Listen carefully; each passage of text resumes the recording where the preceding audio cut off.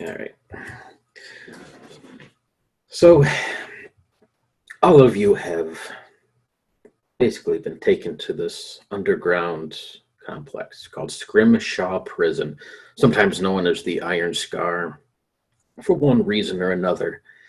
It is north of Baldur's Gate, at least that's what the rumors say, and you all have heard that same thing. And it's also somewhere deep underground. You're not sure exactly where this place is or how far underground it is, or really little more than that. It's said to house, everything from your basic laundering merchants to mass murderers and other evil folk that wander Baldur's Gate and the surrounding lands. It's been mentioned that people from Water's Gate and other areas around the Sword Coast end up here as well. Sort of a unescapable hell. Most of the people there that go in don't ever leave. Whether they die there, they're killed, or whatever the case might be. But all of you have been here for a bit of time. I'm just going to hop down the list of characters I have here. I'll let you guys introduce your character. Give an overview of who they are, what they look like. You don't have to give away your character's details, but more just, how you act or how you look or whatever. I'll run down that list. I also need to know how many months you've been in this place. I think we rolled it last session, so you might have it, or you can make it up. It doesn't really matter either way. So with that, we will start with Kavil. I'm not sure how you want to pronounce it. Kavil, please. Kavil. All right. So we will start with you. What do you look like? How do you smell? What do you wear? How long have you been here? Well, considering that I'm here for now 10 months already, I have a certain kind of prison smell on me. And although I try to take care of myself maybe a little bit, just to keep some kind of civility in my life, you can't help it. There's a lot of scum walking around here. I consider myself being scum as well, but there's even worse scum than me, and I know very well. Kavil is a pretty tall man, above average, definitely. A human, long brown hair, hasn't been cut for probably 10 months. His arms, which he can't cover with his now more or less rags anymore, because he has been into a few fights already, are covered in weird tattoos. You're not really sure usually what they try to depict. You see some spiders. The last guy who mentioned Loth in that connection got a really hard punch in his face, but there is some kind of connection, definitely, and some other arcane symbols. And that's Kavil. Nice. And beside you is going to be this woman, Kavil. Chris, why don't you tell us about Quinn? Well, she's a human female, and in my in the flashback I'm going to do for you, I'm going to describe her a bit more. But basically, she's a younger-looking, dark, short-haired woman. This kind of stereotypical floppy, tattered witch hat. She wears very raggy-looking cloak, and is always seen smoking a rolled-up stick of tobacco quite often when she can. Nice. And how long have you been here? It's definitely been around the months. She has a pretty long sentence. I think it was supposed to be, actually, I forget, and I can't remember in my notes. It's supposed to be at least a year, I think, possibly longer. I think it was 2. 2 years? Then yeah, we'll say that I'm around the same as Kavil then, around 7-8 months, 9. Let's put you at 8 months. Yeah, it's all blurry. It's all blurring together. Yes, the days, the nights here. It's never really sure what it is outside. They keep a fairly strict regimen of things going on here in the prison, but as far as what time it really is, you have no clue. And the camera will pan alongside Both of you stand in this, what looks to be this dank-looking cavern area, this thick, dark red dust blowing around. Beside you, Quinn, is who we assume is your brother. Dan, why don't you introduce Malachi? Yeah, Malachi would definitely be standing close, almost over top of Quinn. He's taller, slim, dark hair, dark eyes. He's definitely been weathered hard in this jail. He's been here almost as long as his sister. Went on 11 months now, he thinks, but time is starting to mesh together. Scars upon his face and arms. Most look defensive, but definitely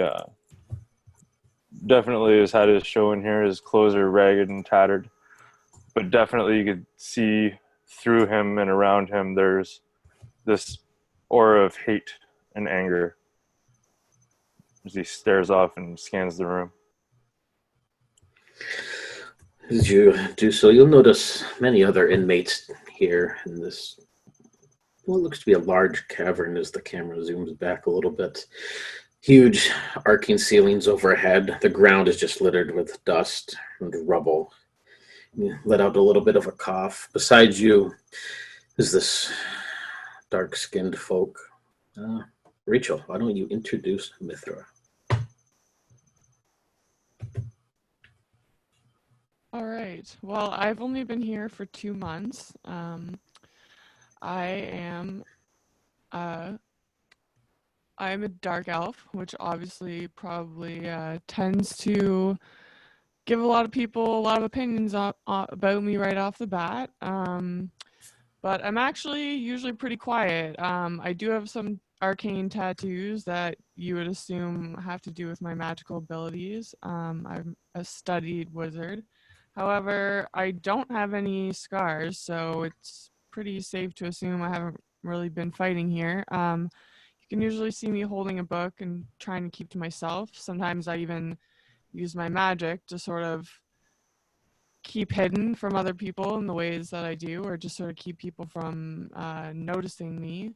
I'm pretty tall and lanky, and my eyes are golden. My hair is dark. My skin's very, very pale, sort of a grayish pale, but not as dark maybe as all dark elves seem to be.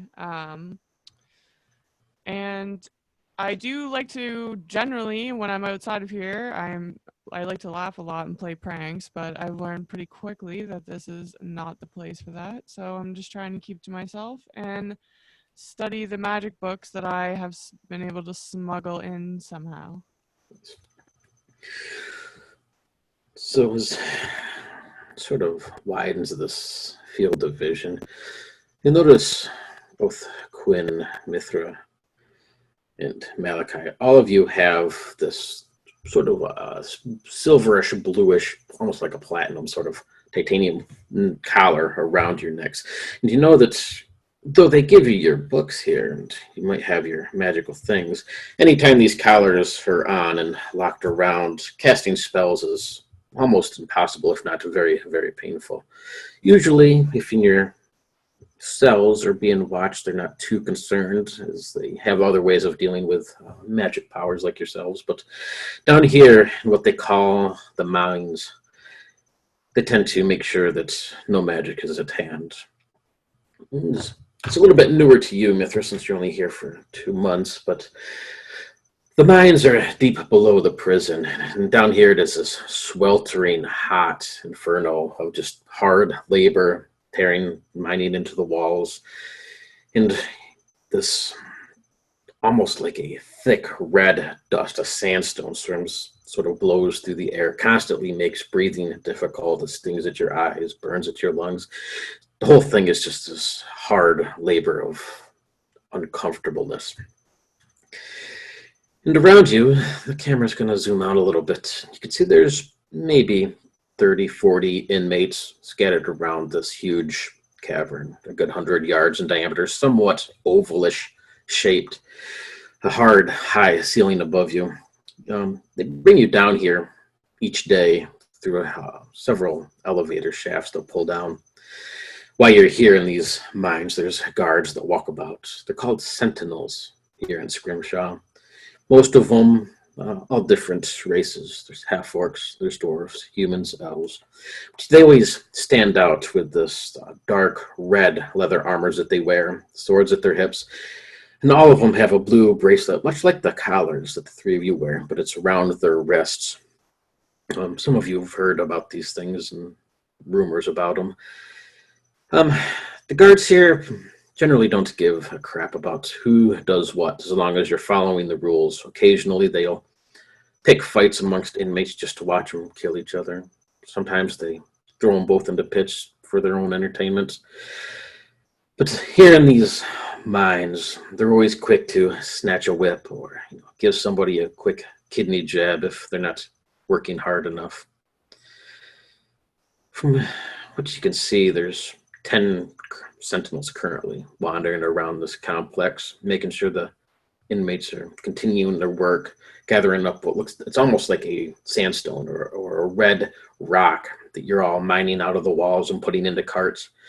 They call it saffron. It is a spice that's often traded on the mainlands and around the world, quite rich. It seems to be where the prison gets most of its money. And as this camera comes to a stop, it's going to be focusing on Quinn. As she labors and pulls out this large chunk of this rocky sort of spice and sets it in. And she looks up, locks eyes with the camera, the viewers, and it sort of sinks into the darkness of her eyes. Why don't you tell us your flashback? Absolutely. So, in this world that these characters live in, that we live in, it's been rumored and talked about and even documented that there is 9 layers of hell, it's said. Quinn, as she's flashing back and mining, flashes to her earlier days spent in this Iron Skull, this Skrimshaw Prison. And when you think of hell, you think of the burning hot heats and the magma and the demons and this illuminated hell of torture.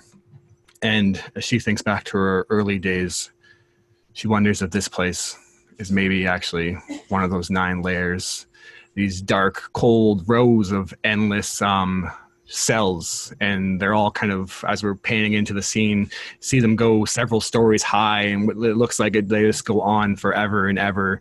This darkness and iron.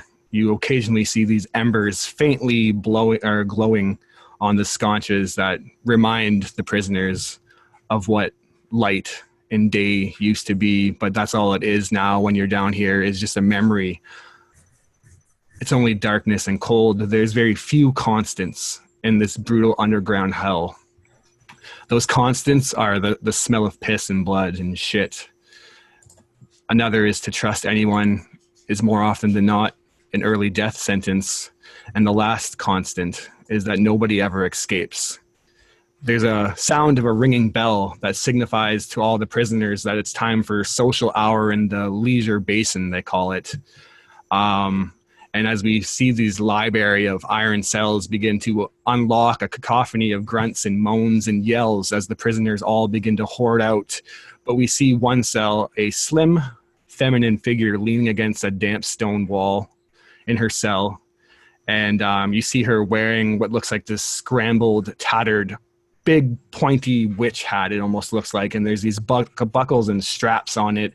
And the hat has looked like it's seen so many bad days that the peak no longer stands up straight. It kind of flops over on itself. The cloaks that she wears are these tattered patchwork remains of cloth sewn together. And anyone with a keen eye that looks at her would actually realize that her cloak is turned inside out. And she hides the insignia of the Baldur's Gate Arcanum Academy inside. One thing that you learn down here is that details are better off left unseen by others. The less people know about you, the better. And the last thing we see about her as she's rolling up this tobacco stick is the strap around her neck that Morgan just spoke of. The prisoners all walk by and she's left by herself, and she snaps her finger and a flare lights up, and she lights the smoke herself with her fingertips, smiling. Another thing that doesn't hurt down here is to have favors. And she rubs the back of her neck where the necklace is, this anti-magic necklace, and there's a break, this tiny break in the ruins. She smiles to herself as she inhales and eventually is forced to go catch up with the crowd, huddling or hoarding down towards the basin. She slows down once more, just in a pretty like undiscernible hallway. It's just like any other of the endless corridors down here. And as she looks around to make sure no one's there, she pushes a stone and reveals a cache.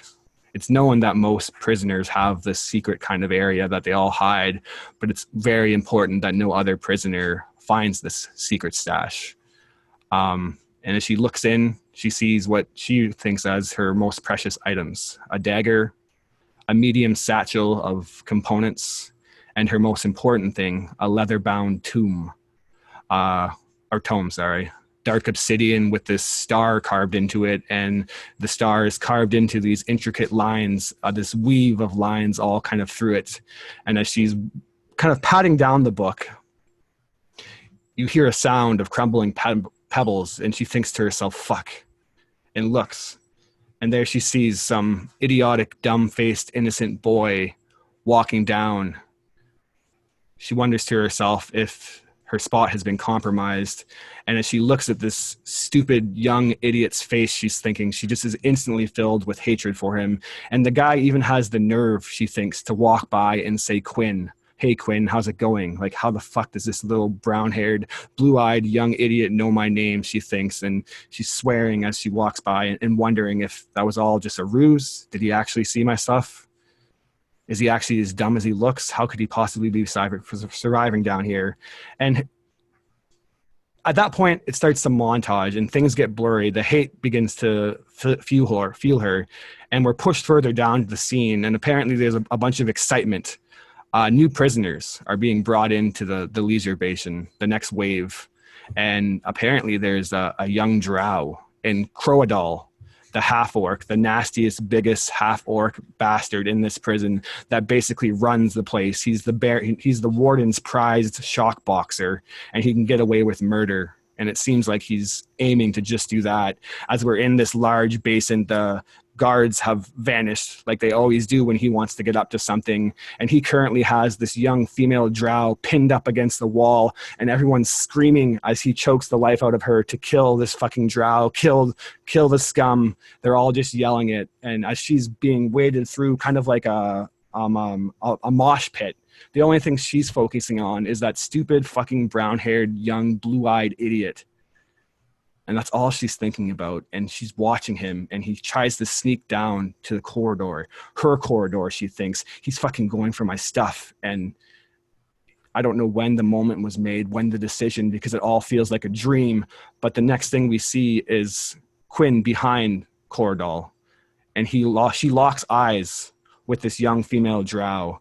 She mumbles a couple of arcanic words and etches on her chest a symbol, and then transforms into that boy and pulls out the dagger from her cache and stabs it into him, and then begins to run down the hallway towards him. She's quicker and smaller than Corridor could ever be, and before he knows it, he's gone past, and she's running past this brown-haired, blue-eyed boy that she never bothered to learn the name of, and he just stares at her in confusion as she runs by in a reflection of him.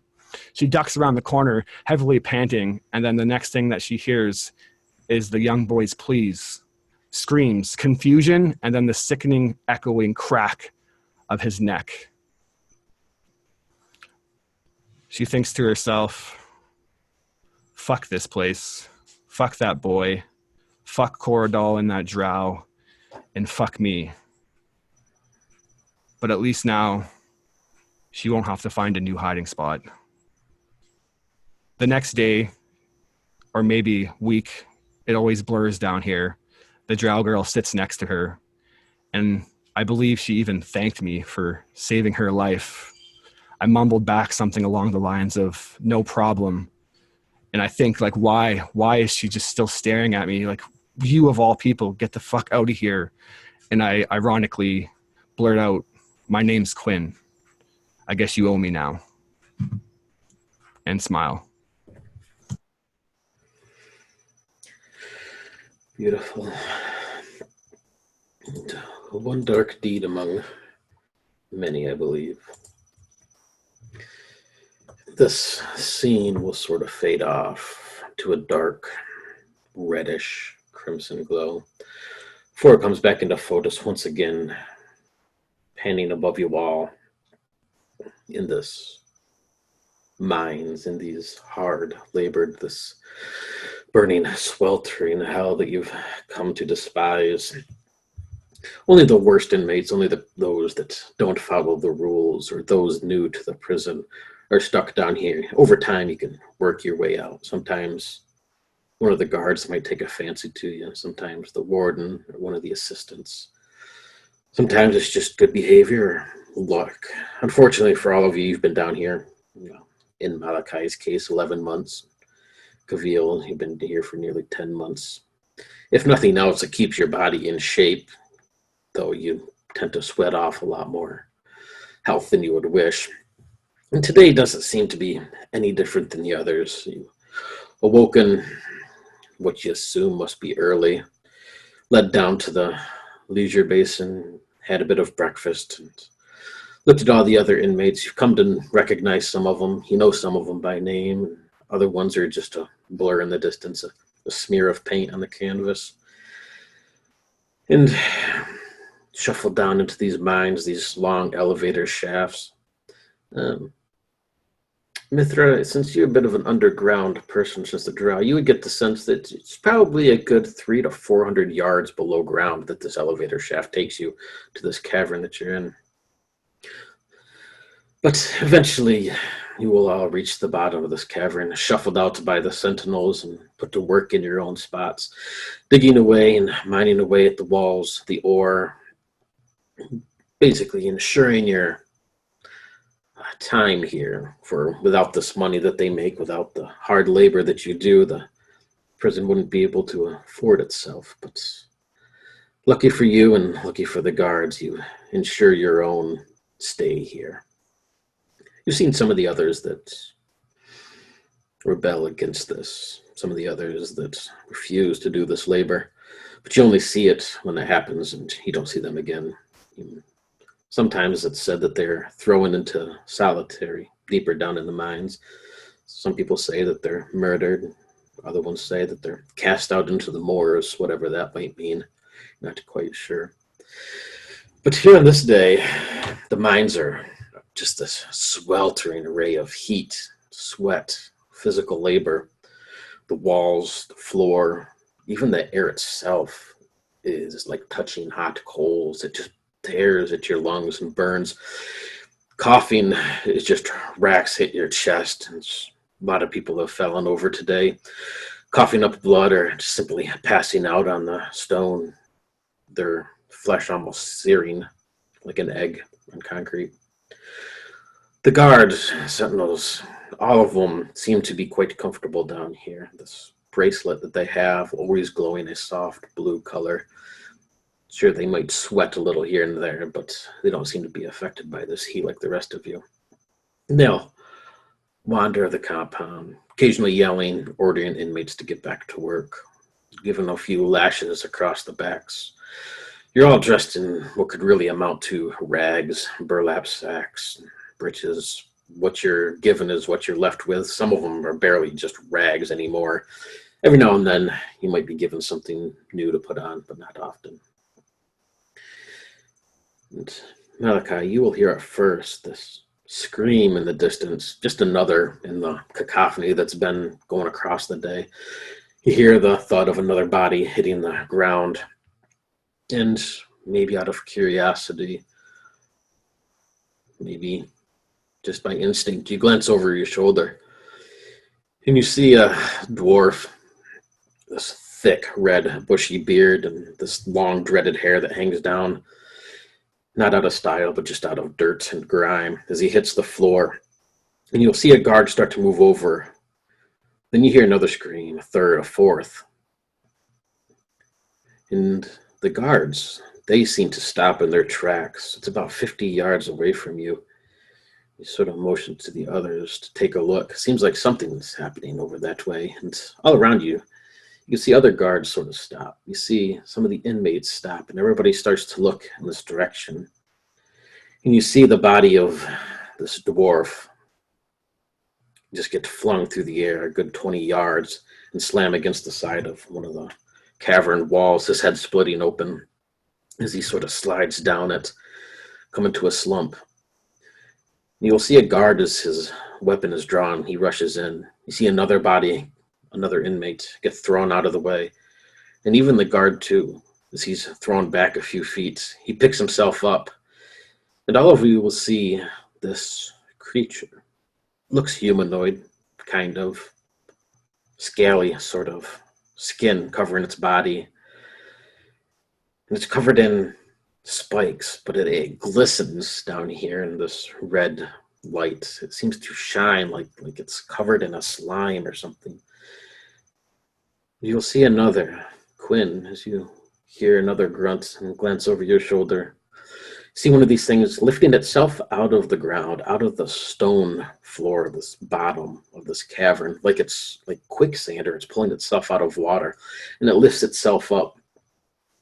And you see a third and a fourth. But the fourth one, you only see its hand come up first, larger than all of the rest. This almost amphibious frog-like hand, the size of your head, pulls it, starts to come up out of the ground and puts down, starts to pull its body out. The prisoners here, everybody's unarmed save for the guards, who seem to be backing away from all of this. And then you see one of these smaller ones, their tongue lashes out like a reptile's or chameleons. You've seen it and read it in books. Lashes out around this man's wrist with that bluing glow bracelet. He lets out a scream. You see a splash of blood across the concrete as his hand is severed, just leaving a stump that he's staring down at, this ghastly look on his face.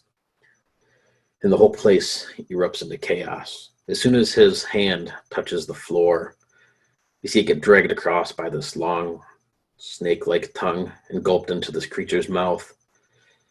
And alarms, they erupt, this squealing, screeching sound that just echoes everywhere.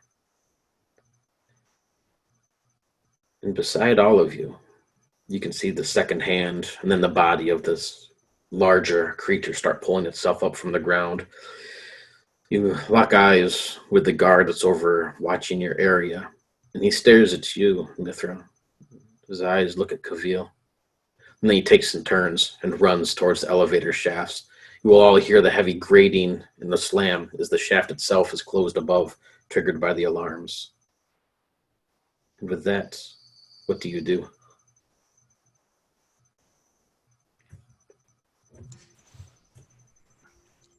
And we're trapped then? Was the only way out the way that guy just shut us off from? The only way out is the elevator shafts, which you can see are closed. They slam shut, yes. So we have to kill the monster. Look around and see how many people are left down in this room. Is it just us, or? Oh, no, there's, 50 inmates. You could probably see maybe 5 or 6 bodies laying about, and there's 10 guards total normally, but you see 3 of them on the ground. The other ones are all running back towards the elevator area, throwing the inmates and slashing at them to get them out of their way, but they don't seem to have any interest. Do we have any weapons, and are we allowed to or able to use magic down here? You are given no weapons, and they do put collars on all of you when you're down here, so you can try to use magic, but it hurts like hell if you try. Which you would know. Because everyone tried, probably. Kavil is standing like a pillar between in the chaos, and is looking at those spots where the creatures came out of the ground. There's no tunnel in that sense, right? It was just like out of sand, out of a pit of sand.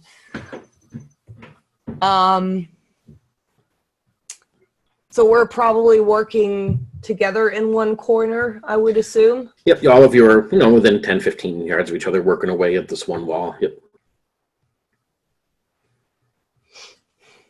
So we got pickaxes at least.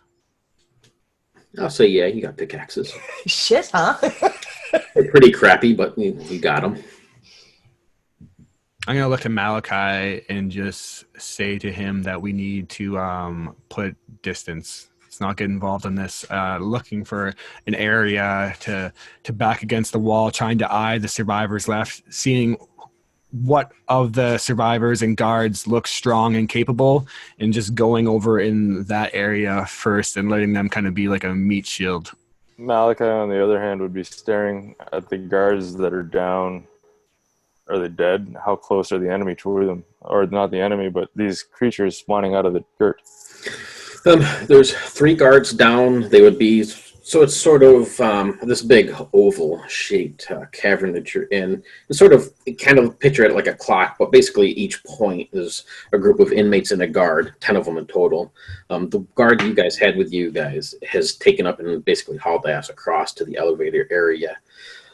There is 3 guards around. They're all probably good 20 yards away from you, equal distance between the 3, depending. But each one of those areas seems to have one of these creatures. Yours has the largest that's coming up out of the ground. But is he out of the ground yet? Is he still on his way out?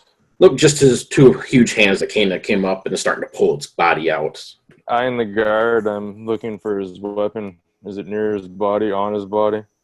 The 3 that are down, yep, they would have swords. That's all they carry. But they would be either, some of them have it drawn, some of them still didn't get a chance to, but yes. Hearing Quinn in his ear as his eyes lock onto the guard's weapon, and seeing her out of the periphery of his eyes start heading towards a more safe area, Malachi will dash as fast as he can to see if he can secure a weapon to protect his sister. So as you run across towards this, one of these fallen guards to secure weapon, Quinn is looking to sort of get a safe area using all these other people as meat shields. How about Kavil and Mithra? What do the 2 of you do? Kavil, his gaze shifts over to the elevator shaft. Is it just like a hole in the wall where the elevator is basically behind solid rock, or is it like a Nope, it would be a platform that drops down from the ceiling on these basically big, heavy chain pulleys. The platform itself is a 10 by 10 cube, basically just made out of steel. And around that that platform? This thing itself is just a gate around it. Up above, though, where you can see that the elevator would go up into the ceiling, and up above, that has been closed off by a heavy steel overlay. Okay. So even if they get to the things, they can't get up and out. Okay. There's 4 elevators total, but all 4 of them closed shut. Yeah. So I'm going to just try and stay out of the way and stand beside or behind Quinn. Well, I'm tall, so beside her. Yeah, in that case, no exit possible. And I kind of smile at her, but I can't tell if she wants to be friends with me or if she just thinks I'm a bitch. Yeah, you don't see any escapes currently. Even the guards themselves, you can see, are a bit of a panic, being that these are closed off up above. I'd probably turn around to the others right at that moment where Mithra is smiling or trying to smile at Quinn. And you hear probably you don't hear it, but you would imagine hearing some kind of grunt as he's pushing through where they are planning to go, like using others as meat shield. That sounds like a very valid option. I'm going to say, listen, the only way we make it out of this is if we stick together and we stay out of the way. Get behind the guards, put as much distance as we can, and pick up whatever you can to defend yourself. Okay, well then I want to run and find a guard and see what I can see. Like, is there a weapon I can steal on my way? Yep, well, the guards themselves have their swords. This is about 20 yards away if you want to run for it. I sort of want, like, to be behind him, though, for protection. So it's like I want to pick up a weapon for my own. I don't want to steal the guard's weapon. Because then I feel like he's going to fight with me for the weapon. You got your pickaxe on you. That's about the only other weapon. All right, well, I guess that's going to have to do. I'm just going to stand behind the guard then. And like I just want to eye up like the best prospect of I imagine guards are our best bet, but if maybe like some entity like Corridal or like a really beefy prisoner that's notorious also is wrecking shit out there, like I'm just eyeing up the crowd and seeing who's faring the best in this, and that's where I'm gonna start like Yeah, like who looks the positioning. strongest and who's gonna be able to just like I just want to keep out of. I really don't want to be seen. I'm just trying to hide behind other people's brute strength. All right. With that, we will enter initiative then. So that's where the little card deck comes into hand. Oh, right. Yeah. So you don't need to roll anything. The little card. Yep. Yeah, we do initiative differently, the homebrew thing of Morgan's initiative, so he's just gonna tell us when we go. Oh, So okay. basically, just as an example, we won't do this, but the first one I bring up, well, I can't do that one because I'll give away things. So, do it that way. Would be Kavil. And then basically he would take his action and go from there. So let me shuffle these. And we'll see who goes first. All right. As all of you look around and you prepare, Mithra sort of taking up a defensive spot, trying to hide the best she can, and Quinn glancing around also looking for maybe somebody that will take the brunt of these creatures. Meike, you can see one of these guards' bodies just a short distance away. You think you can get there in time, but you'll see a creature coming up behind them, several more inmates getting flung out of the way. And when it comes into view, you can see that it looks somewhat fish-like, but it's covered in these strange, thick, cancerous-like growths. It bleeds this black ichor from the few wounds that it has. A couple guards have gotten a couple licks in on it. Some of the inmates have started pounding on it barehanded for what they can, some clawing at it, some with pickaxes or shovels. It seems to be holding its own. And you'll see the body of one inmate hit the ground, its head split open. Another one hit the ground, its chest torn apart. As this thing just goes into a frenzy, killing people around it. It will be right next to where you were intentionally heading to get this guard's sword. And that will put you up, Meike.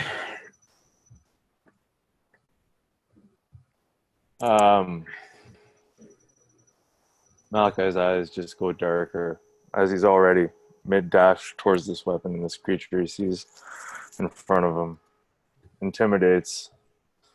Initially intimidates him. He's going to continue running in, knowing that watching this onslaught of creatures coming at them, the death around him, the gore coming out of the bodies that are now laying astrewed in front of him. Knowing that he might not have any other choice, this weapon could be the only thing that saves him. He starts to feel magic well up in him, slowly. His neck starting to burn, the heat starting to pulsate around his throat.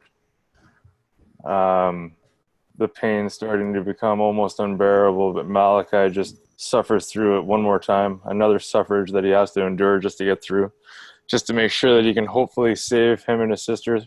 I'm going to use a cantrip of Eldritch Blast towards this creature to hopefully distract it and knock it back while I dash in to get the weapon and dash out. Nice. So you're going to take 1 point of damage for casting your spell, and then go ahead and do your Eldritch Blast. All right. Do I cast it from the sheet, or do I just roll the die? This is 1d force damage, 2 beams. So it's 1 beam, area target, 1 target, range 120 feet. Casting time is an action. Yep. So do I attack with a die, or does it just hit? Nope, you do. You should have your spell attack bonus is what you're going to use, I believe. Like 1d20 plus whatever your spell attack bonus is. That is a 16 plus 4, so that's a not natural 20. Perfect, that'll hit. So hopefully is this yellow beam almost, this star, small star shoots out of my hands towards this creature, and it hits hopefully in his chest. It takes, let's see if I have one of those right handy. Sorry. I have so many dice, damn it.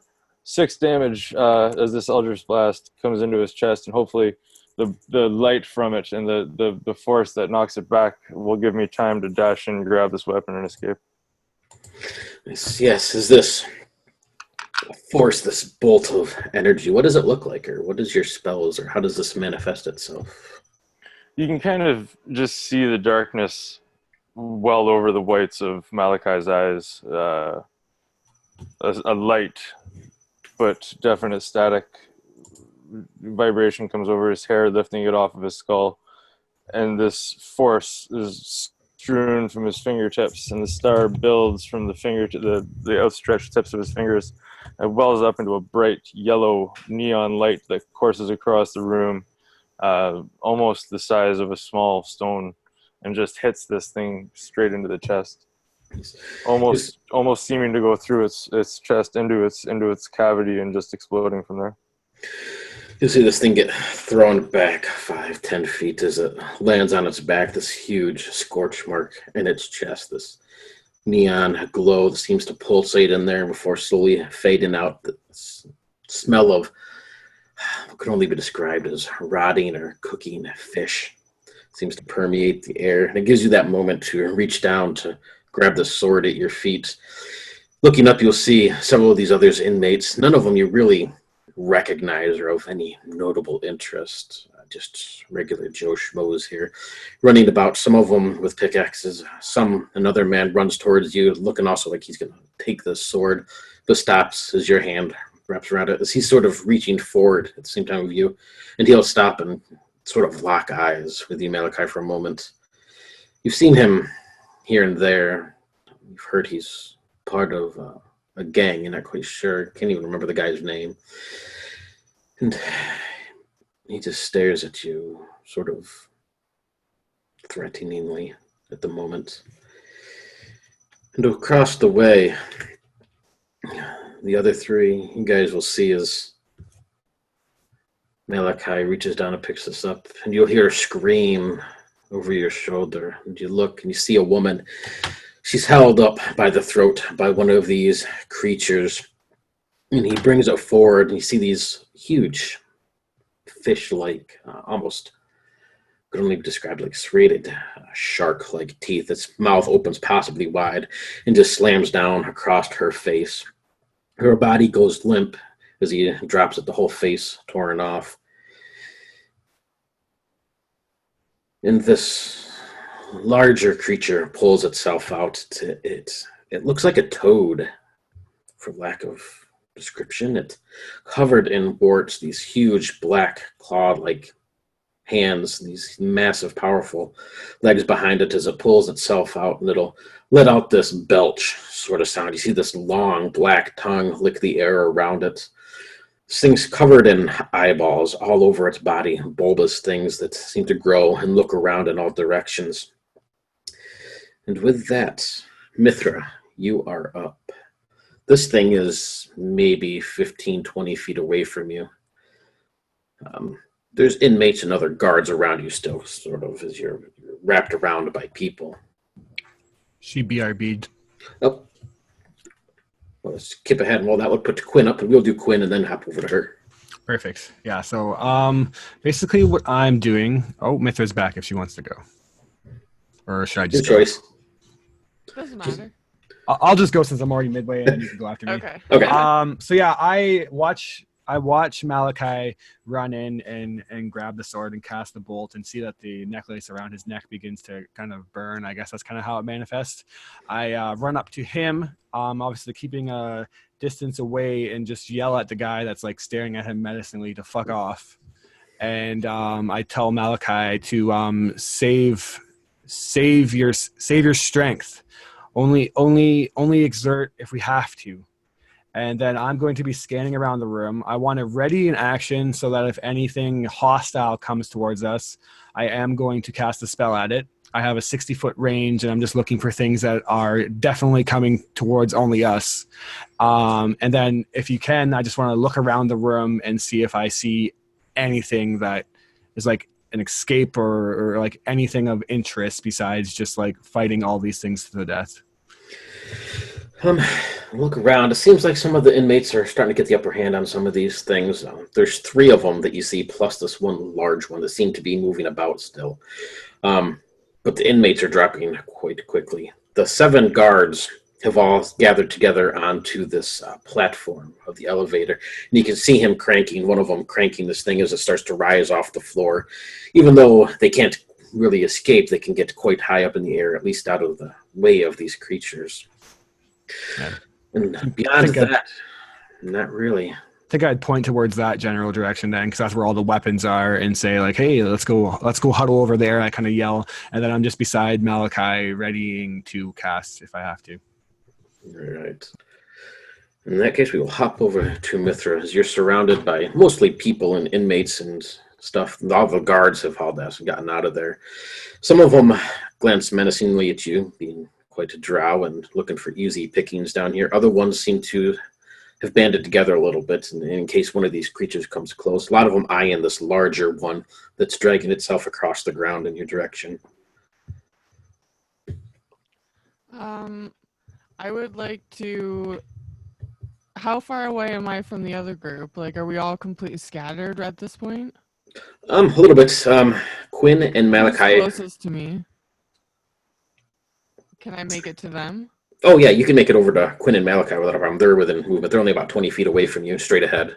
Okay, I want to make it over to them, and I also want to ready an action in case something attacks us or me or whatever.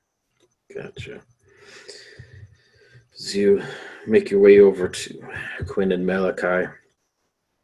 And also, like, can I do, like, an arcane check? Like, can I see if there's any magic? Like, if there's anything that I feel like, hey, we could see the source of where the magic is. If we tore this down, maybe we could deactivate our collars or something. Yeah, you could do that. Give me. Well, are you looking for something magical or something, or trying to detect something magical, or looking for something? Yeah. Okay. Yeah, give me an Arcana check in that case. Oh, that's a natural 20. Oh, geez, for sure. My modifier is +5, so 25. Totally. You don't really see anything majorly magical down here. You do know both these collars that you have on. You'll notice that Quinn's, though, it doesn't seem to give off the energy that yours and Malachi's does. Something about her collar seems off a little bit. You're not sure why or what exactly it is, but it doesn't seem quite right. And like you notice... like it's not working right? Yes. Yes. And the same thing for these guards. They all have these blue bands around their wrist, the same material, whatever. And you notice that as soon as the one lost his hand by one of these creatures is when the alarm sounded, when the elevators closed off. And the ground itself, it's normally quite hot and steaming. It seems you can detect these very light tremors, not really physical, but more magical or more arcana, like a ripple in the ley lines or something across the grounds. Whatever seems these things are, they not necessarily seem to be magical, but whatever has brought them here or whatever is causing this does. All right. All right. Yeah, and I will ready an action, and like I said, just be prepared be on the alert for something to attack me. All right. Next up is Dust. I need Constitution saves from all of you as these creatures move about, the inmates move about, the guards, everything, all the chaos that seems to be going around has kicked up a lot of this black, dusty stuff. It normally burns at your lungs and it burns at your mouth, but it seems to be clouding the whole air. Your eyes begin to water, and it's like you've swallowed coals, just your chest burns. It's going to be a DC of 15 con save. I didn't make it. Unnatural 20. But on the positive side, if you make it, it's only going to be 1 point of damage. If you fail, it's 2 points of damage. And I will let you guys put that in your sheets. Up next is the prisoners. You'll see they start running about. They start pounding on this one larger one that just flings their bodies all around. You'll see this long black tongue lash out around this halfling, and he just goes right into this huge thing's mouth, and you hear the crunch of its bones, of this halfling's bones, and the scream that's cut short, and what looks to be his body slowly swallowed down the gullet of this creature before its tongue lashes out again. This prisoner that you're staring at, Malachi, he looks at you, and you can see he goes to sort of stand back like he's letting you get this, and then he lunges forward. That will trigger both Mithra and Quinn if you guys would like to use your ready to attack. But it looks like he's going after Malachi to get this sword. Yeah, if he's going after Malachi, you're going to see me, again, begin to mutter these words. I quickly reach down and scoop up some of the gravelly dirt beneath our feet and trace these wards into it. And it's almost like this snow globe effect starts to form in my hand.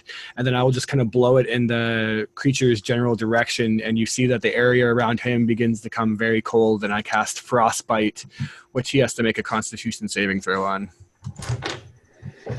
Versus a DC of... Un momento. 6 plus 2 is 8 plus 5 is 16. He makes it, actually. All right, then nothing happens. Nothing. You see this cold sort of wrap around his body a little bit. But the heat down here, it's almost like it just counterbalances this spell that you cast. As soon as the frost is forming across the skin, it seems to melt away. He shakes it off a little bit. It's maybe uncomfortable, but it doesn't stop him as he lunges forward towards Malachi. I'll yell to look out. You said it was my turn? If you would like to use your ready to action on him, yes. Yes. I'm going to cast Firebolt, which is one of my cantrips. Alrighty. It says it's instant, and I roll 1d10 for damage. I'm going to make a spell attack too, so it'd be 1d20 plus whatever your spell attack bonus is. Alright, I gotta pull up my character sheet real quick, sorry. I'm not sure what yours would be. I think it's pretty high. What is a proficiency plus int bonus, I believe? The spell sheet on the character sheets you gave us figures it out automatically. It's on the top of the spell sheet.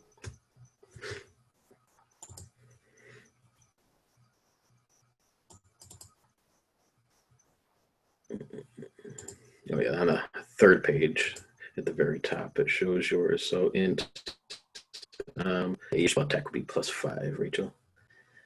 Oh, so my spell modifier is 5? Yeah, for when you make attacks, so it'd be like 1d20 plus 5 to see if you hit his AC. Alright, awesome. Give me a sec here. Alright, so that's going to be 17 plus 5, so 22. Oh yeah, definitely a hit. And then I roll 1d10. Yep. Okay, give me a sec here. Oh my god, I have so many die. Here we go. And that's going to be 6 fire damage. Nice. Here in this sweltering hell of a cavern, this reddish dust burning at your eyes, burning at your lungs, your spell goes off. It's almost more powerful than what you expected, Mithrite. It just blasts out of your hands. You're going to take 1 point of damage for casting a spell from your collar as this burns and sears into the back of your neck. But your bolt hits this man as he's lunged forward towards Malachi, and he just gets blasted out of the way. You see part of his face gets shattered off, and he's just left this half-melted, half-burnt husk of a body lying at Malachi's feet. You hear the shouting of the guards behind you, and as they lift, they're about 20 feet off the ground, continually cranking this gear that they have, lifting them up.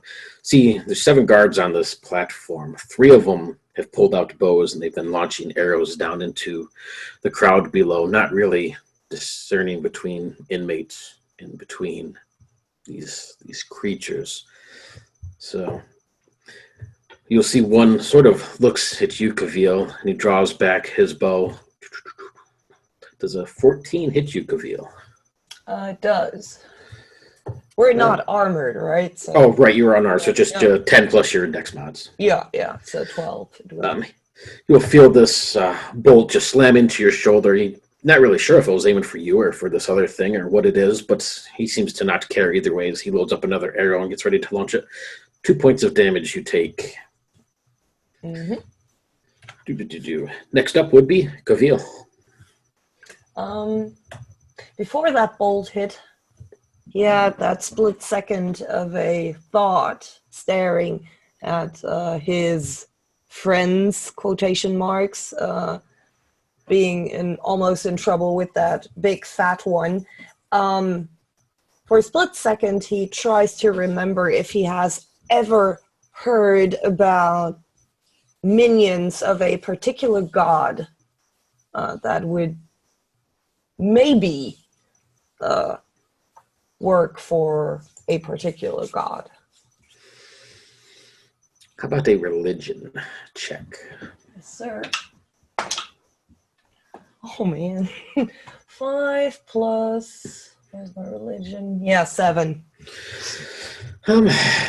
No, not really. I think, and yeah, probably some gods might have these things, or maybe not even gods, maybe perhaps demons or devils or something.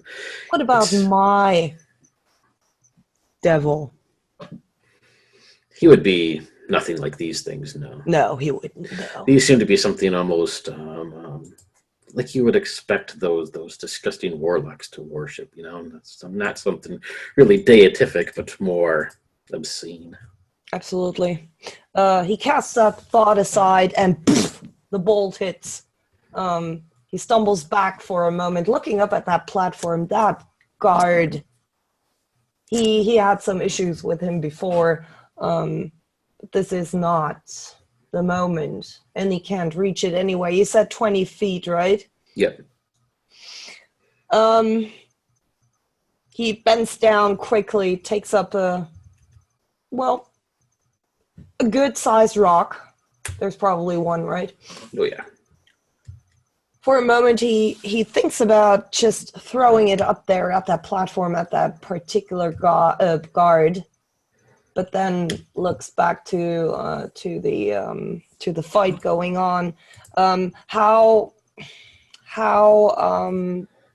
hurt looks the big one? A couple people have been beaten and stuff, but it's got a few little wounds here and there, but nobody has really done anything to it much yet. It just keeps gobbling inmates up with these long black tongue. I sigh and I bite my lip, starting to run, speeding up, and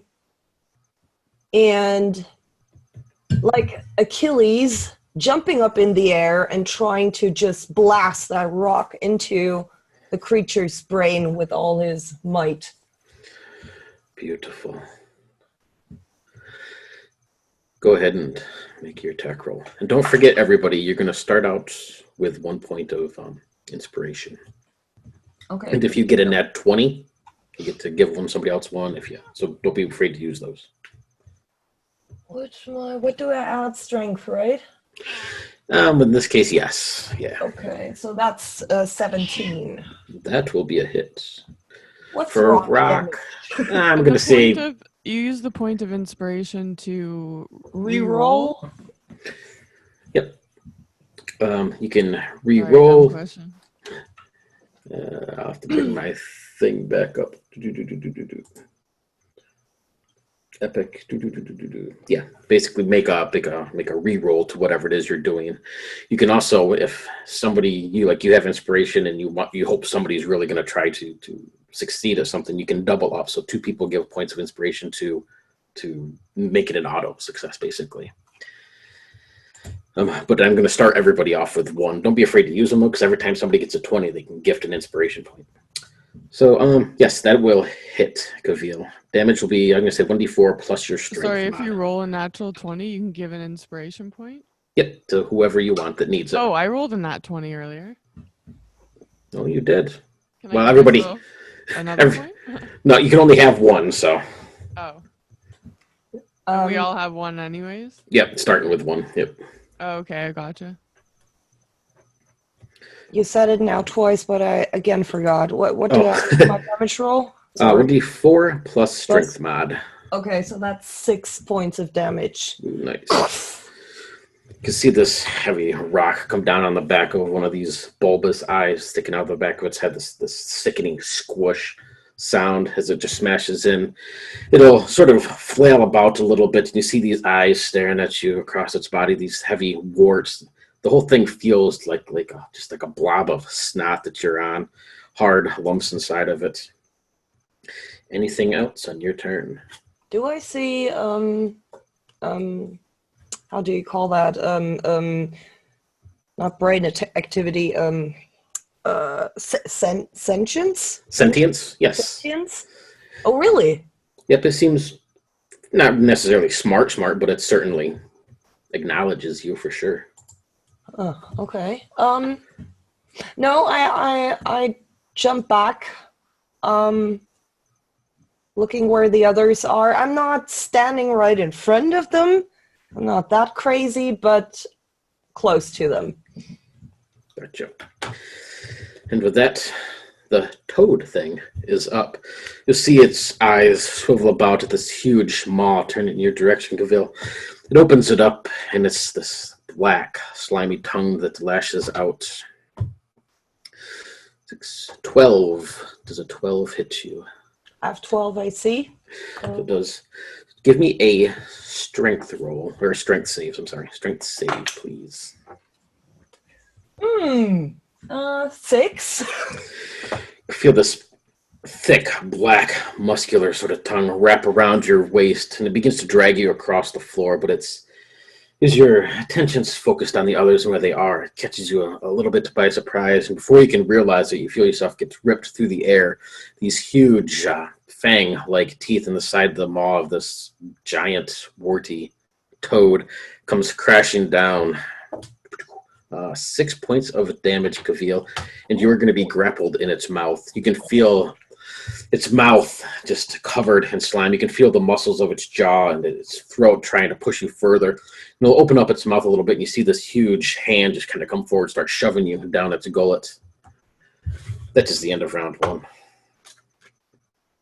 Well, thanks. You are welcome. And with that, Quinn, you are up first. All right, so Toad has Kavil with the tongue. Yep, and it's about 20 feet away from you. You can see one of these other humanoid fishy creatures about 10 feet in front of you. Seems the other ones are across the way, so they're not really bothering you at the moment. And did one engage with Malachi, or it's trying too soon? It would be coming towards you guys now because it's taking care of the inmate that it had. So, all right, fuck. I feel bad. But I feel like Quinn at this moment, not necessarily being fully acquainted with Kavil, is going to prioritize the one coming at her first. I'm sorry, Meike. That's totally legit. And I am going to look around. I just realized something that, do I see like any water, even like a puddle or a drop or anything anywhere in my vicinity?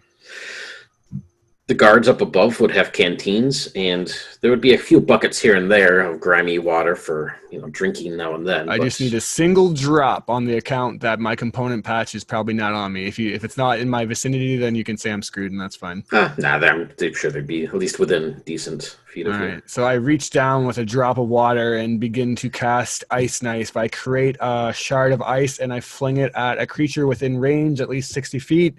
It's going to be the one heading towards me and Malachi, and I will roll, and I will definitely hit with an 18 plus 6 plus 8. Oh, yeah. Plus whatever.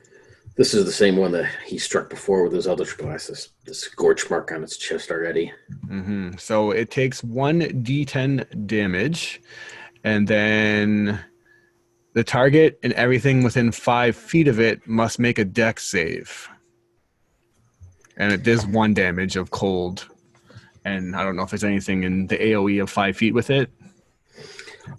Just it, so. So then it must make a dex save. Which is a fail, I know for sure, because it's a 4. All right, so on top of that 1 damage then, it takes an additional 5. That will take it out in that case. Go ahead and describe what this looks like. So yeah, summoning this, taking the drop of water and kind of dripping it down, the drip begins to turn into this ice shard. I kind of flip it around like a throwing knife and then whip it across the rim. It goes flying into the air, into the thing's neck. It kind of begins to gurgle and its throat bloats up, and then the thing explodes into a shrapnel of ice and kind of like blows its head off into like little chunks of frozen mess. Nice. Anything for a bonus action? I do not have any ability to bonus action yet. All right. Next up are the guards. You see again, they just keep loosing arrows down there, slowly pelting away at one of these creatures that's across the way. A couple inmates drop, like pincushions, bolts sticking out of them. And they all strike a couple more times at this one creature. It still stands at the moment, though. And it doesn't, none of them seem to focus on you this turn. This one that they were attacking, though, reaches over and grabs the body of what looks to be this, almost like a young girl, maybe looks sort of humanoid. You get the sense she's not, and she would be much too young to really be here. At least, you don't think children should be here. But she's dead anyway, so it doesn't really matter as it reaches down, grabs her by the leg, and starts dragging her across the floor, looking for more people, more inmates, and it'll stop and looks at this orc, and the two of them stare this girl off. being dragged away? Yes, you do. This upsets me for reasons that I guess the other people don't really know.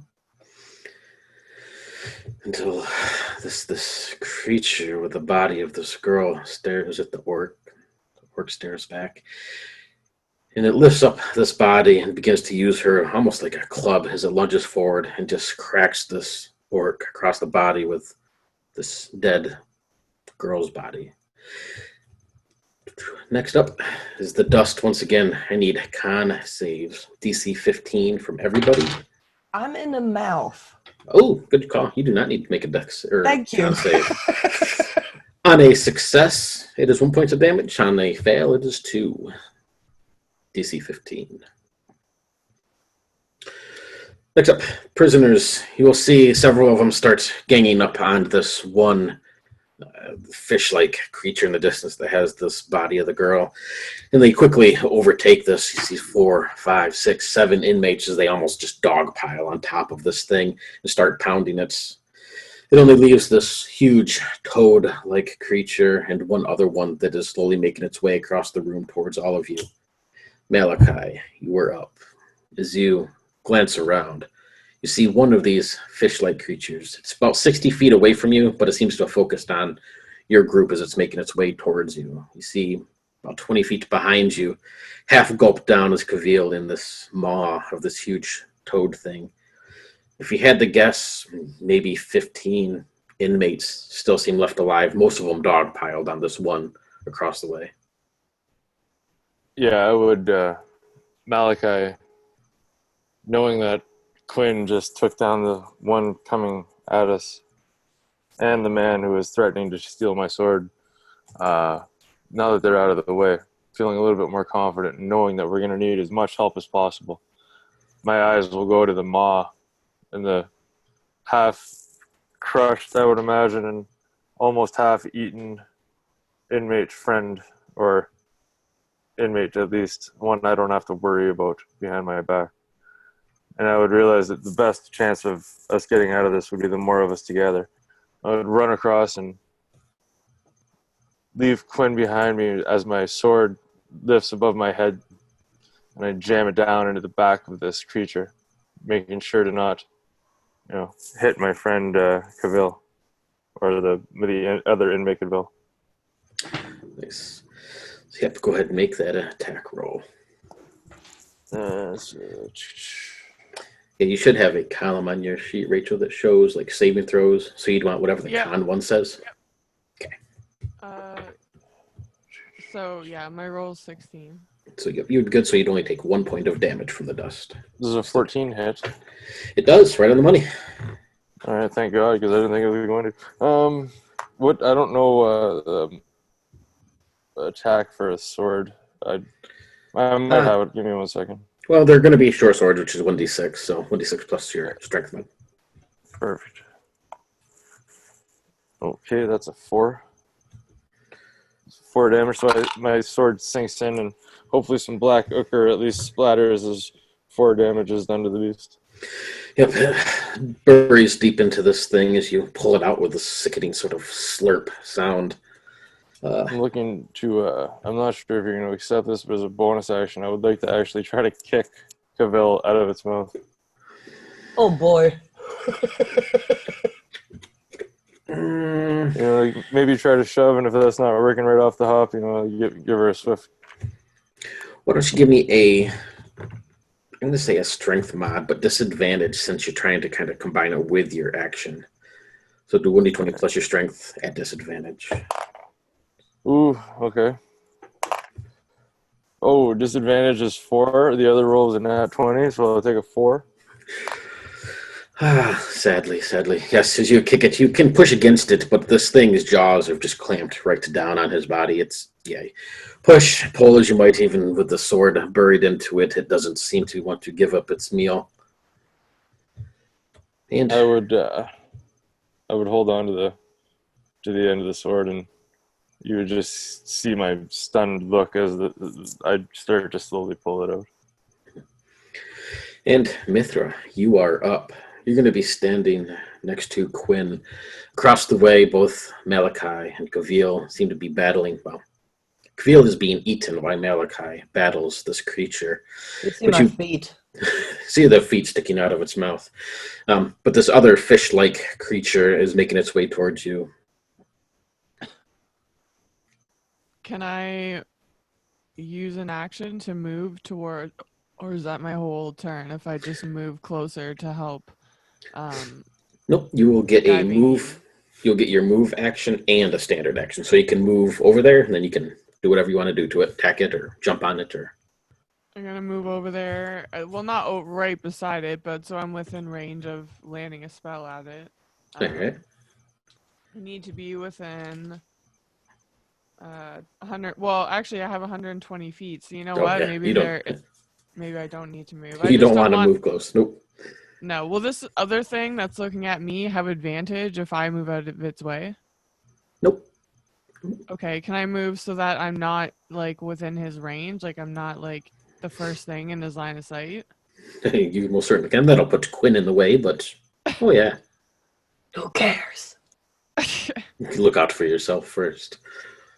Well, I am gonna move out of the way, but I am gonna use firebolt on the creature that has Cavill. All right. Bravo. Go ahead and give me a attack roll. Which is going to be your 1d20 plus your spell bonus there. I think it's plus You mean 5 me? for you. Yep. You mean me? Yep. Oh.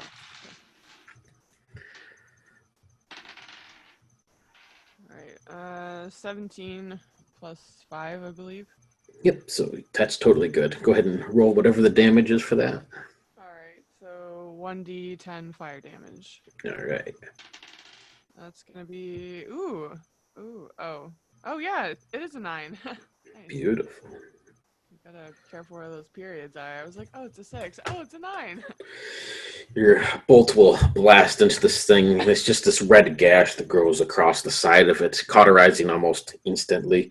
And you can see its back legs kick out as it starts to try to get away from you a little bit in the scorching blast that you hit it with. Anything else on your turn? No, I think I want to stay where I am, but I'm still within range of being able to help Quinn, yes? Yep. Okay. Yep. But I personally, at this moment anyways, I'm in a semi-safe spot.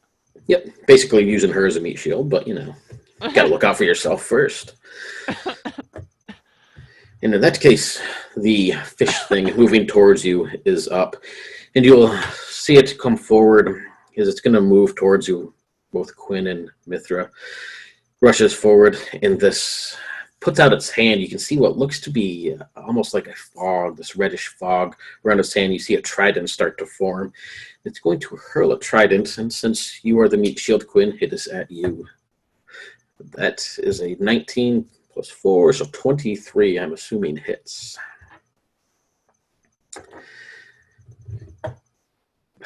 Man, we're rolling beautiful ones tonight. So actually only one plus dex is going to be 3. So 3 points of damage, Quinn, as this trident slams into your shoulder. The barbs rip through the flesh, and you can feel it bury into the meat in your shoulder.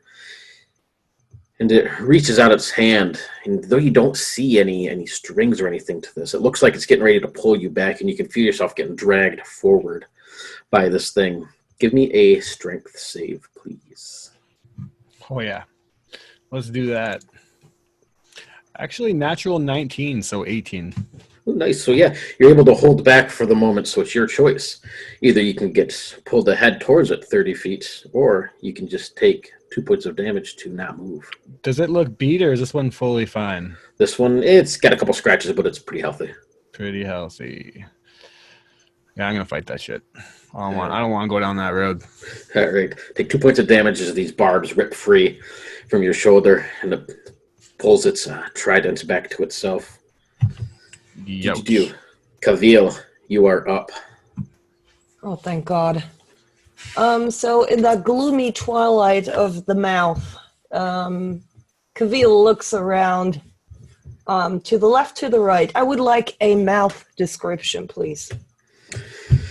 It's about 5 foot around you as it comes down, these heavy, jagged teeth coming down from it, rows upon rows of them going back. You see a large tonsil hanging out, a large tongue wrapped around your waist. So the tongue, I would like to talk about the tongue. So how much space or how much distance is between me and the throat? It's going to be right there. It's right there? Yep. Okay, then I would like to use my action to rip or pull on the tongue to make it, to either get some more tongue out of the throat, or I take a real deep breath and try to make my waist smaller so I get more tongue, tongue length. And I would like to slam the tongue with all my might onto one of the sharp teeth. Oh, nice. All right. And the goal is for it to spit me out. Nice. I'm going to say it's probably an opposed strength. I'll give you advantage, though, since you're basically in the mouth and working with it. Awesome. Wouldn't you know it, I rolled a nat 20, though. Really? So Can I use my inspiration since I'm on top of this creature and I want Kavil out of this and my kick and everything else? Can I use my inspiration to fog your nat 20 and hopefully make you reroll? You certainly can. Okay. Do I get another advantage to roll in that You case? still have advantage, yes, but I have disadvantage, basically, what he did. In which case, Oh, nice. Okay. that would be a total of 9. Yeah, I have 16 on the die. Beautiful. So, yes, Awesome. you will... I'm going to say just as 2 points of damage, because it's only the tongue, but... That's fine.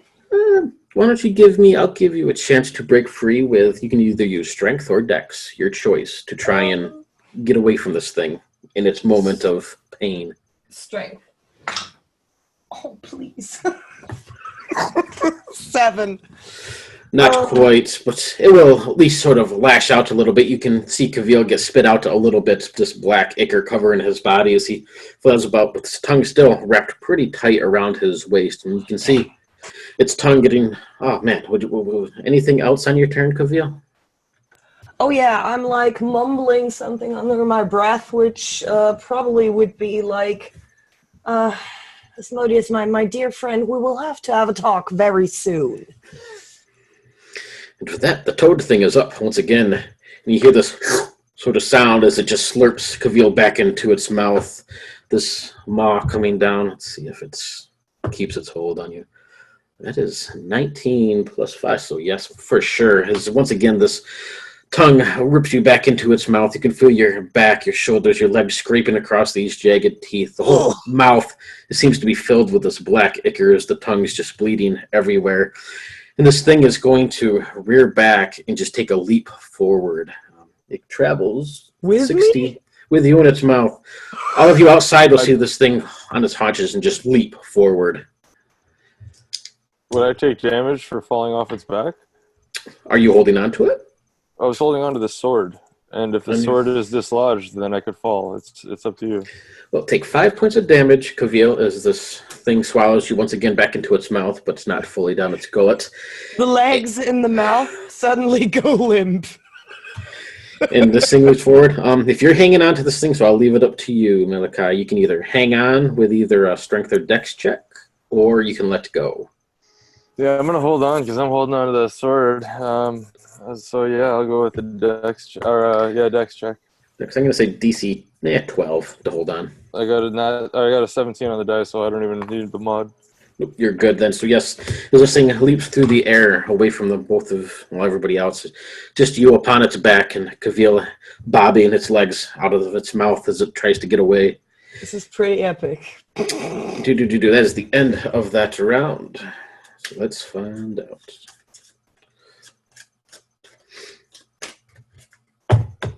Up first, Kavil. Are you alive still, or are you down? I'm on -3. All right. So Go ahead and give me a death check. yes, sir. I have to go above 10, right? 17. Correct. Oh, good. Okay. So that would be just mark a success. Yes. And then we will skip over to the guards up above. They seem to be, they're going to be about 70 feet up in the air now. Most of them have staffed for the moment. They're just watching all of this that goes down. I need con saves from Mithra, Malachi, and Quinn from this dust that still just tears at your lungs as it's blowing everywhere. I got a 14. It's against a 15. What do you do? Success means 1 point of damage. Failure means 2. On your con saves. And then, Malachi, you are up. Hanging on to the hilt of your blade, buried into the back of this creature. This black blood just pours everywhere out of this thing. Taking the leap with the creature, does that bring me closer or farther to the creature who threw the trident? You'd be leaping away from it, so away further. Okay. Naturally scanning the room instinctually, you would see Quinn with this mithril sand trident stuck into her chest and some form of pull on it. Panicking, realizing that now I would probably be completely without reach of her within an action or a turn, I would, the anger would start to grow in Malachi. The fury would start to show in his eyes. The darkness would again just cover over the whites of his eyes. Starting to slowly mutter under his breath, Malachi will again pull the sword out of the creature and jam it back in as hard as he can, still muttering under his breath, seeming like he's building towards something. Give me that attack roll. That is a hit, believed, on the last time I attacked. That was a 14. Yep. Okay. And then that's a 1d6 plus my strength. So pulling the sword out and jamming it back in, you would see the black ichor spurter from the back of this creature once more. And there would only be 2 more points of damage to it. And I would then leave the sword in the creature and start to close the distance between myself and my sister. You will take an attack of opportunity from this thing if you jump off of it to leave. I'm hoping it will. Yes, you'll see it turn, Malachi's legs just hanging out of its mouth. And it seems to look at you for a moment, taking off Malachi, and no, it instead sort of throws its head back and starts to gulp his body down deeper instead of going after you. Mithra, you are up. In front of you, you can see this barbed trident slam into Quinn and start dragging her across the floor, but she's able to resist. And off to your left, this toad-like thing swallowing Kavil and Malachi, running towards you, it seems. Well, towards both you and Quinn. This fish thing is up ahead of you about 30 feet, but it's still moving towards you. And Kavil is just on his own now because He Malachi is. is running. All right. I'm gonna aim a spell at the thing that is holding Kavil. I think I might use a cantrip again. I'm gonna try Firebolt again. All right. So 14 plus 5, 19. No, totally. And as long as you don't roll a 1, you're going to kill it. Okay. Ooh, that's a 6. All right. You're going to take 3 points of damage for casting that spell, though, as this collar just sears into your flesh on your neck. And yes, this bolt of magic that you let loose will veer across again, just slamming right into the jaw of this creature as it throws its head back, getting ready to swallow Kavil, and it'll slam down to the ground, this huge bulking mass, and you see Kavil just sort of roll out of its mouth, this black puddle of ichor covering him and spooling across the floor. Anything else on your turn? So this thing's dead. Can I go over and pull Kavil up and like help him up? He's unconscious, but you can run over there and maybe like do a medicine check to help him, or... Okay, yeah, I'll do medicine check. All right. I'll just give it to you. Go ahead and do a medicine check. So it'll be 1d20 plus whatever your medicine All right. bonus is. I just gotta check what my medicine is. So 14. Cool. So yes, you will be able to stabilize him for the moment. You unwrap this tongue that's wrapped around his waist, and he doesn't really wake up when you shake him or whatever, but you can sort of staunch some of these wounds a little bit and maybe do a tourniquet with his rags across one of his arms and around his back. At least stabilize him for the moment. He's not looking good, but you think he might be able to make it if the guards come help. That one doesn't matter.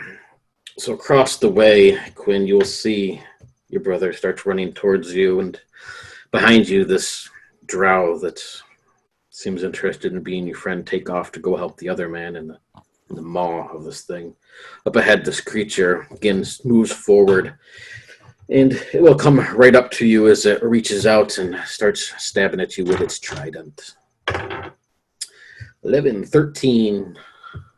13 would hit, but I'm going to spend a reaction and my last spell slot to cast Shield. So as it is about to finish me off, because I am coughing and bleeding heavily and the dust isn't filling my lungs, I see it come towering above me and stand me down. And the last second, I mutter out the words and gesture upwards and just kind of block with an invisible barrier the attack. This slams in with this ringing sort of sound, this shield that you've put up. And you see these gills on its neck flap a little bit, and it opens its mouth with these huge serrated teeth, this impossibly big mouth. And that puts you up, Quinn. All right, coughing and bleeding profusely. I am kind of dazed. I try to yell out the words Malachi from my brother. Just this kind of basic sibling instinct kicks in anytime I'm in danger. It's him I'm looking for, but not seeing him, not seeing the situation, I, in desperation, chant some more words and cast Sword Burst. Spectral blades begin to sweep around me, and the creatures in 5 feet of me must make a dex save. 14. That does not do it, and it takes a measly 2 points of force damage. Gotcha. Anything else? No. All right. It still stands. You can see things around you start to quiet a little bit. The inmates seem to have bludgeoned that one in the distance down to the ground. Bodies seem to be littered everywhere. Inmates, this couple of guards still up above. The guards are almost at the very top level of this platform, clearly out of range or out of danger while these things watching over all of this. You can still see the fear on their face, though, and the worry, like this is not something they expected. This doesn't seem to be coming from them. And with that new round, the dust first, I need con save, DC 15 from everybody. On a success, 2 points of damage. On a failure, 4. God, I rolled a 1. Oops, you muted, Rachel. Sorry, I'm confused again by the DC 15 thing. You see, that just means the difficulty number, basically. So you got to be a 15 or better on the 1d20 plus your Constitution saving throw bonus. Sorry, so I just have to roll better than a 15? Yep. So do a 1d20 and then add whatever your Constitution saving throw number is. I think yours is a 2. And then if it's a 15 or higher, you beat it. Otherwise, you fail. 16.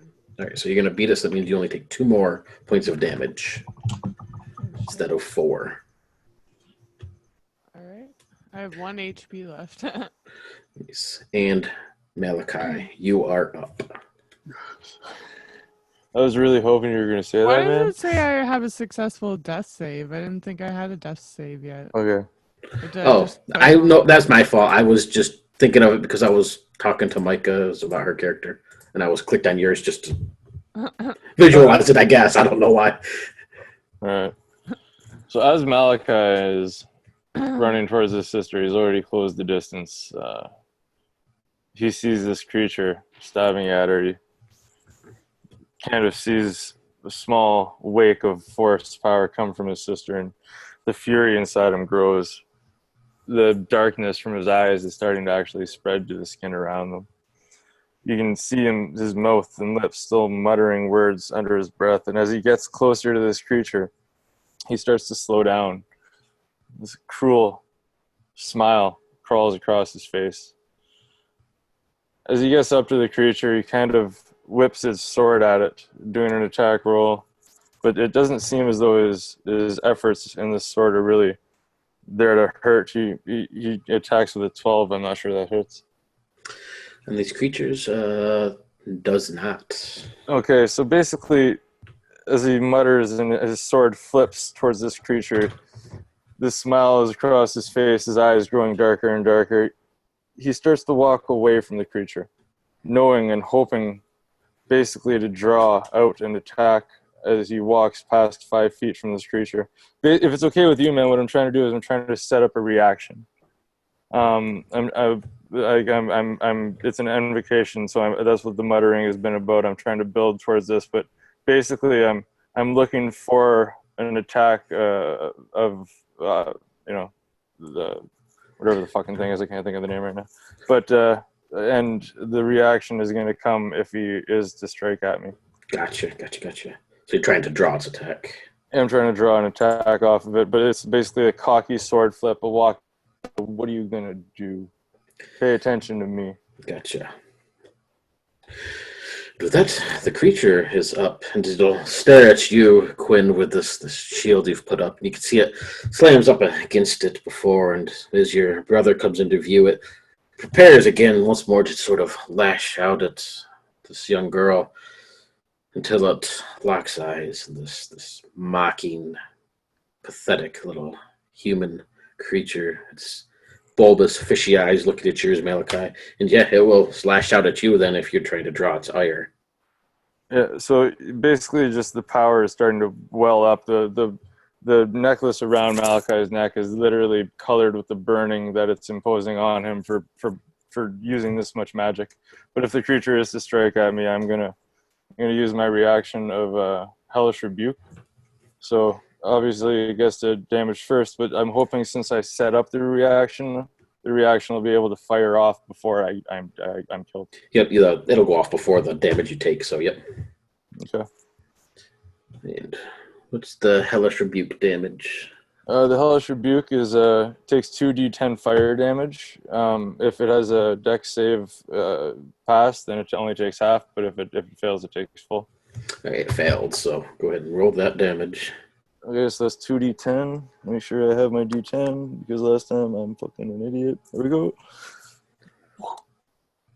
There's 4 and 8, so that's 12 damage that the creature would take from fire damage from the damage its sword creates when it hits me. It's fire damage. Yeah. You can watch these flames roll over this thing, and it blasts out.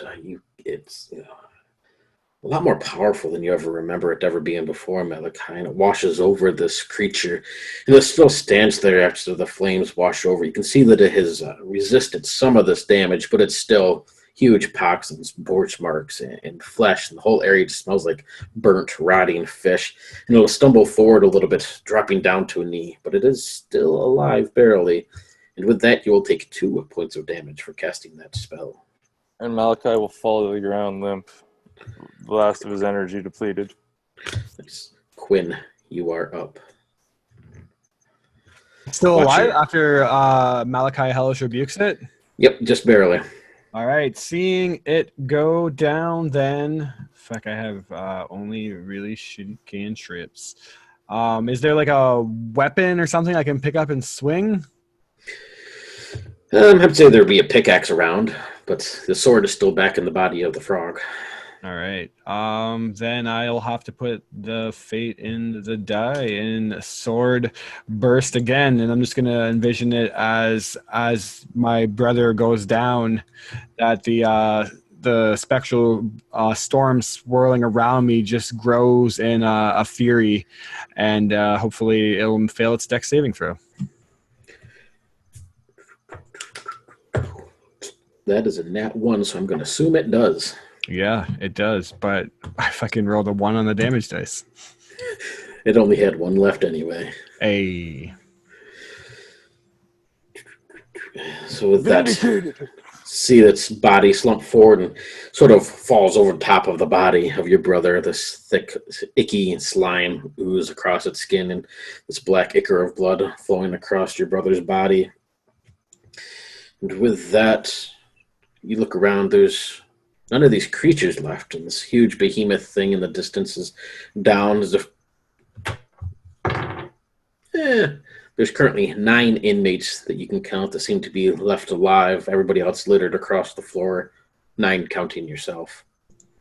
And probably, you look like Malachi, or it looks like Cavil's dead, but with that, the guards are up, and all of you will sort of take a breath thinking this seems to be over with.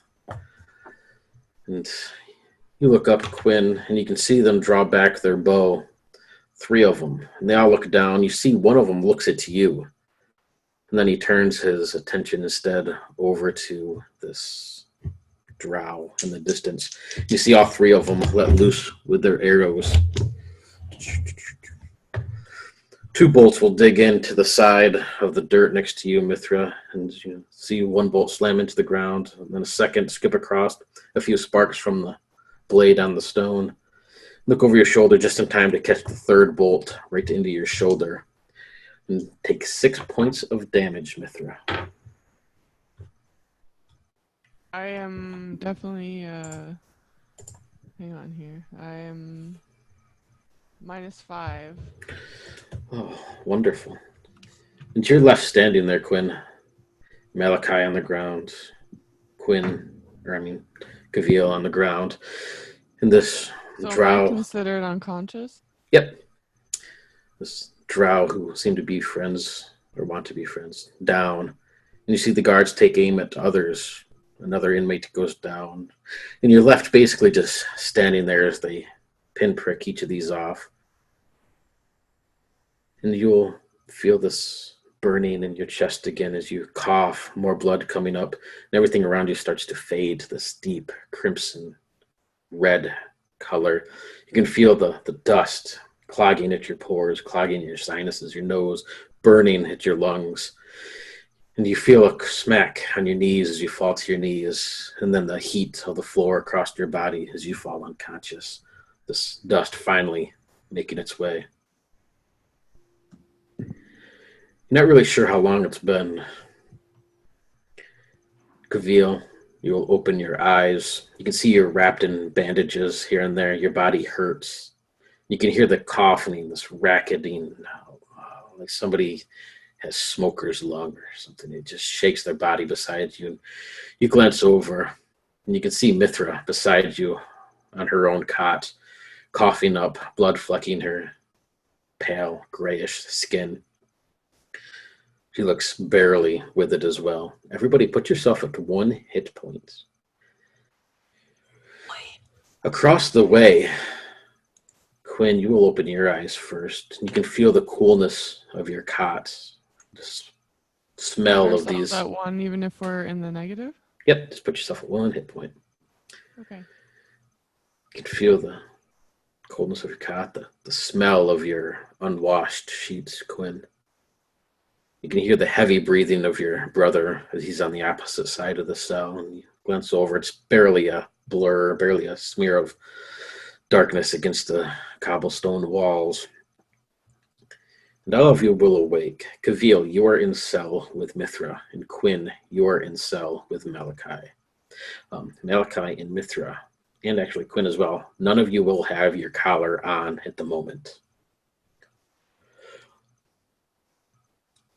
You weren't paired with these cellmates that you are now. You're not quite sure why they paired you up with your brother Quinn, or why they put Kavil with Mithra. Whatever the case, it seems now you're in a totally different cell than you were once before. You can hear heavy breathing, the snoring of inmates around you. The cells themselves are 10 foot by 10 foot, a simple little wash basin in the corner, a hole in the floor for bathroom breaks, and a pair of cots, dirty old rags, and one desk with a piece of chalk and a piece of blackboard. What do you all do?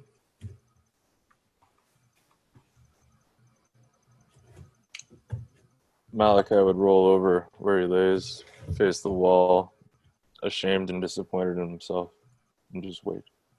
I'm gonna go over to Kavil and see if he's even conscious or if he is willing to talk to me. And I'd like to, as I'm doing that, just kind of like get a feel for the room, see if I can feel like, are we being trapped here by doors or are we trapped here by magic? Looks to be a standard cell. You don't detect any sort of magic. It's nice heavy steel iron doors on the front, and the rest of it is just a 10 foot by 10 foot cube of cobblestone. The cells you were in before were a little bit smaller and only designed for one person, but it seems you've been paired up with others, a simple 2-person cell. I'm gonna try and talk to Kavil and see if he knows. I don't know where we are, or are we back where we originally were? It looks like a cell like before, but again, it's different in the sense it's a little bit bigger and you've been paired up with somebody else, but otherwise it's the same. You get the sense that it's just another cell somewhere else. Well, I'm just going to try and talk to Kavil and see if he wants to talk or if he's all right, if he's conscious, and what he thinks we should do. You hear like a grumbling from him. He puts a hand in front of his eyes, not even opening them until then. Is this the special treatment cell? No, I'm pretty sure this is far from special treatment. Oh, you have no idea. And he shoves the hand away from his eyes now, looking around suspiciously. Would I have any idea what this part of the prison could be? You do know that as people get more popular or in favor of the guards and of the prison itself, they often move up out of solitary cells into doubles, sometimes cells that have up to 4 people in some cases, more so because the prison is overcrowded than really for any sake. But it seems like you just move to a separate section of the prison that's, at least you get to have a friend now. And if you look across, you can see directly across, outside the bars is a 10-foot alleyway, basically, or hallway. And opposite your cells, you will see Quinn and Malachi both on their own cots in the cell opposite. You know that there's cells on either side of you and basically all the way down this hallway.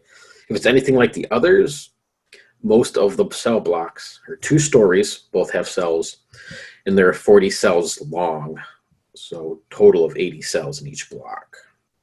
I actually get up, hurting, like stumbling over to the door, looking out, seeing Quinn and Malachi there. I'm just nodding if they happen to look over at that moment, and then I turn back to Mithra, and I whisper, getting really close to her, I whisper, listen, we have to get the fuck out of here. Maybe not now, but soon. I agree. Can you help me? I'll do whatever you say. But I also think that we need to get Malachi and Quinn out too. I again look over to the other two. There's like that spark in his eyes. And he looks back to Mithra. Yeah, I agree. I agree. Did you hear about... We're starting a team. A team, right. Did you hear about the... And I pull her a little bit more back into the cell. It almost looks maybe for an onlooker as if he's trying to hook up with her. And he whispers in her ear, Did you hear about that kitchen rumor? Oh, hang on a second. I was prepared for this, but now I'm not. No, sorry. All my rumors are on the chat, and then I logged out. Hang on. Give me a second here.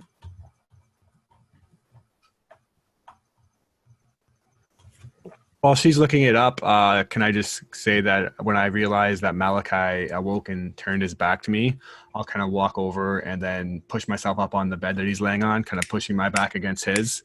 I'll put my hand on his side and just say, hey, are you okay? Almost too late that time. What do you mean? Oh, you're looking pretty bad. I laugh. Okay, I don't... The rumors that I know don't necessarily have to do with the kitchen, no. So if you want to tell me, I can tell you what I know in return, but it doesn't seem as though we're on the same page. Well, there is supposedly a way out. Starting from the kitchen, a vent. The question is how to get there. And again, he looks over his shoulder, looking at the other two magic users. And for a moment, you might see disgust in his eyes. But then it's gone again really quickly. And he says, What I do know has to do with what we would find as we moved up the prison, so I can tell you where the armories are going to be and where we could find weapons. I knew you were useful the moment I saw you.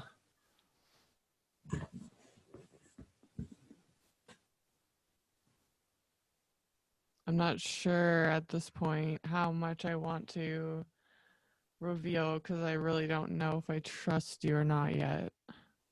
As much as I'm down to hurt some people to get the hell out of here, I still want to get all of us out alive, and I want to make sure we're all on the same page. You're one of the good ones, huh? And I just turn my back to her, walking up to the door again. Pretend I didn't hear anything. Peeking out again, looking at the other two. Hey! Hey, you!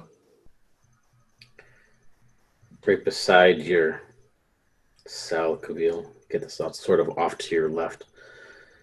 You just hear this voice. What do you want? Don't you know it's time for bed? Listen, I didn't talk to you. Shut your traps. I'm trying to sleep. Listen, you know what? Just it's fine. It's fine. And I walk back to that. What was it? A chalkboard, right? Mm-hmm. I just write on it. Want to get out of here? ? And I slide it across the ground like full noise factor. just to piss the other one off, into the direction of the other cell of the other two. Quinn and Malachi, as you see this small chalkboard slide across the hallway over to your cell, you can see the cell directly in front of you where Kavil and Mithra are, but you can see the cells off to either side, sort of in the vision. But this man who was telling him to be quiet, he stands maybe about 6.5 feet tall. He wears just a simple pair of breeches that have been cut off around the knees, no shirt or anything. Human, very, very powerful build. You can see he seems that fitness or his physicality seem to be a major aspect to him. And he stands, his back leaning up against the wall, pale-skinned, and he looks at both of you and he watches his eyes as this chalkboard slides across. His left side of his face is tattooed with a spider web. And you see what looks to be another tattoo on his chest over top of where his heart would be. Looks like a cage. And each hand, he'll bring one up, taking a drag on a cigarette. The smoke sort of bill out around him. But as his hand comes up, you'll see that both of his hands are tattooed with inverted ox. And his eyes will meet with yours. Just watch in silence. Yeah, and I imagine after Malachi's said that I don't look too good, I kind of laugh, and I say, like, you're not looking too great yourself. Last time I checked, I was the last one standing. And I'll step up and I'll walk over to this big tattooed man who's in the same cell as me. Correct? Nope, he would be across the hallway to the right. Yeah. And I would kind of whisper, like, kind of two conversations at once, and just say, "Hey, you got another one of those? I'll owe you." And then, depending on what he says. You can see his eyes. They're piercing blue when they lock on yours. He smiles. You can see his eyes scan over your body, more interested in what you might have underneath. Perhaps I do. You know, it's like expectantly, like, reach my hand out, like, yeah, sure, toss it over. And then I'll reach back there, looking back to Malachi, and say, that was some impressive magic there. Seems like the time at the academy wasn't completely wasted on you. Have you been studying or what? Learning from the best, eh, sis? And I'll get off the bed. And what do you got there? Start staring down the other guys, staring at my sister. You can see he takes a few steps back, and you can see the other cot in his room, and he takes the blankets and pulls them off. You just see the mutilated body of an orc that was laying there. He digs into the pockets of this dead body and pulls out a small tin and opens it up, rolls a small cigarette, clasps the tin shut and puts it back in his pocket, covers the body back up again, tucks it in a little bit nicely, gives it a small brush on the head like he would have, like, ruffle the hairs of a young kid. He comes over and he'll reach out and sort of flick this cigarette in your way, Quinn, bounce off the bars and land at your feet. I'll pick it up and, like, instantly start disregarding that guy now, and then just look to Malachi. I'm assuming you're talking about the cigarette. Yep. I'll light it up, take a drag, and pass it on to you, and then I'll, like, motion over to, like, Calville and Mithra, and We'll apparently both turn towards them, share the cigarette evenly. Be like, what's up? I'll take a drag off that. You're in my cell. You don't get to do that. It's a no smoking cell over there. Back to the smoking cell then. Yeah. I'll call out and be like, you got to make your own deals with big tattooed friendly guy over there, and share the cigarette with my brother. But Malachi, just, like, whisper to him, like, these two seem nuts. Do you think they can even get out of here? I highly doubt it. They could be useful. You never know. See what they got.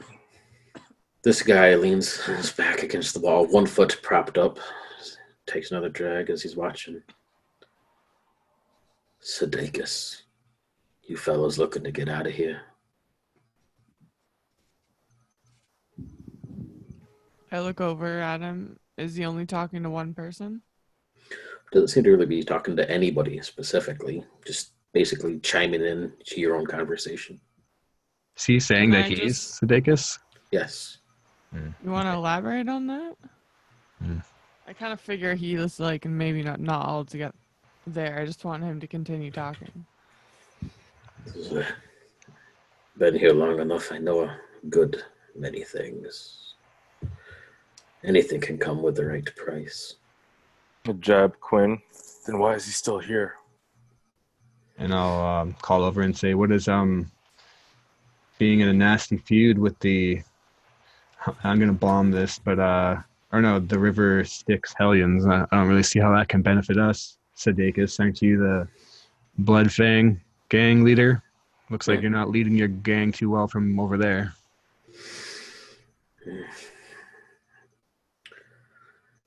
I don't need to be around to lead them. What about you, Quinn? You interested in being part of a gang? Got to survive this place somehow. Nah, I don't really make friends that easy. I don't like to play friendly. Neither do I. But if you're not looking to get out of here, then who am I to judge?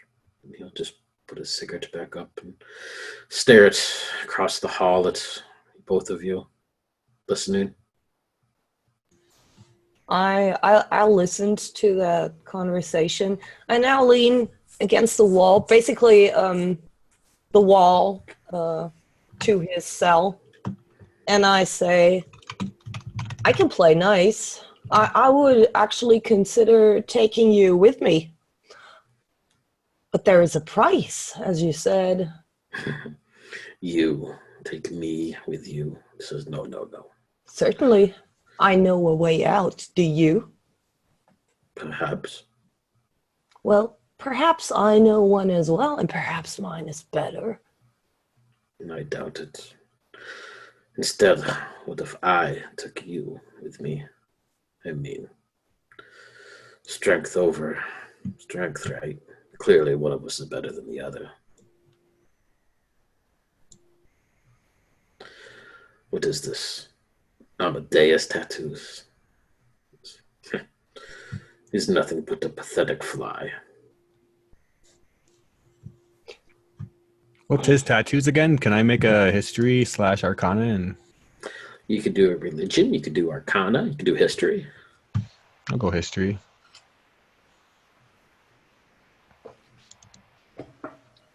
Uh, 16.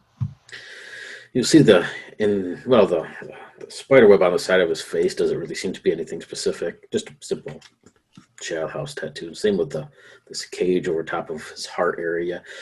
But the ones on his hands, the inverted ankhs, he's seen those before. It's not a traditional symbol of the gods, but yes, it's often used by Erythnul, the god of death, torture, and decay.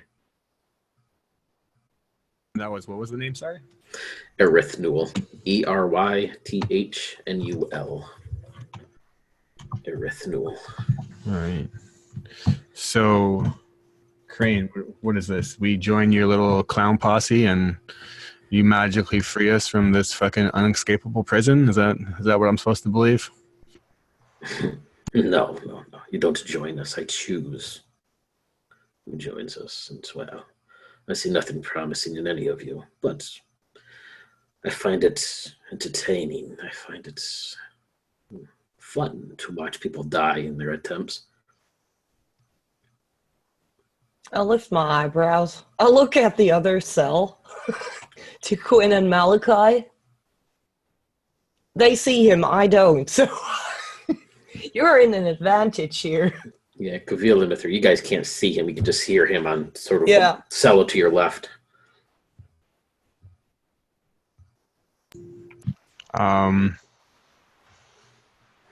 Yeah, I'll give you like a knowing look, like if you're like kind of, I don't really know how I could size this out, but I would give you a look like, yeah, he's a big son of a bitch. I nod. I rub my chin.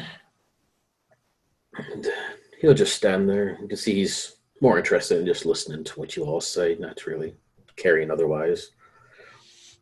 I mean, I don't know about any of you, but I don't fucking plan to spend my entire life down here. It's a great little hotel stop, but I have bigger things I'd like to get to. So let's hear this little game you want to play. You saying that to Sudeikis? Sure. Just I have nothing better to do than to listen to what you can offer. So we got a little bit of time. He just watches you across and shrugs his shoulders a little. What are you in for? You pickpocket some ruffian on the street or something? Yeah, something like that. Perhaps you tickled a tortoise. I don't get caught when I tickle tortoise. And what of that man in your cell? Looks like you have a bit of a love affair. Are you jealous? Perhaps. All smiles.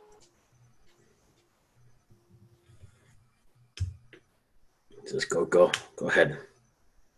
Talk about how you're going to escape. Let me hear these plans you have. I'm all ears.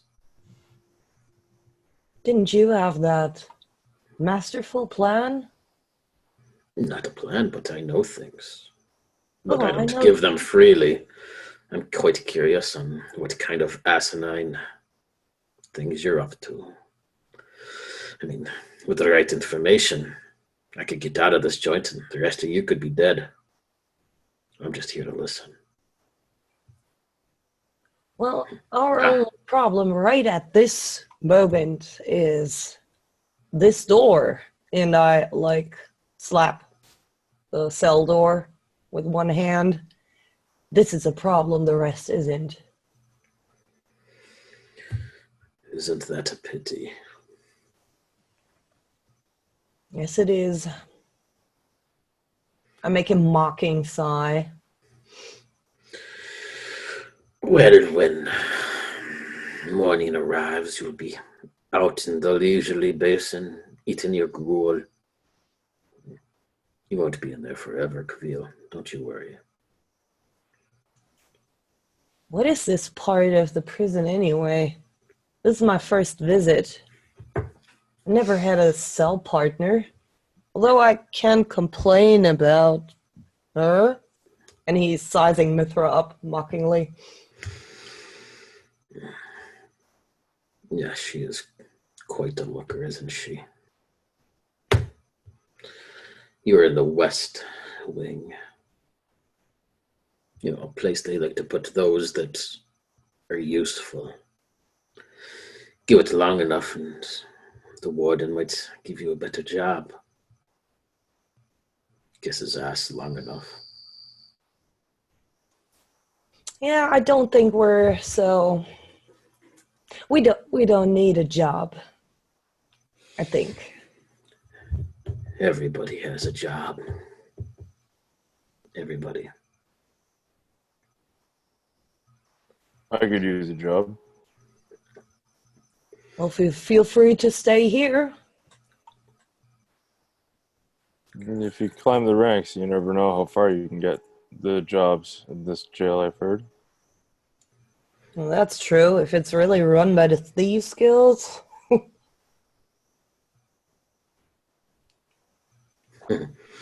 This man pushes his foot off the wall and he walks. He's on the right, well, from Quinn and Meike, your side. He's on the right side of Kavil and Mithra's jail cell. We see him walk up to the wall, separating between the two.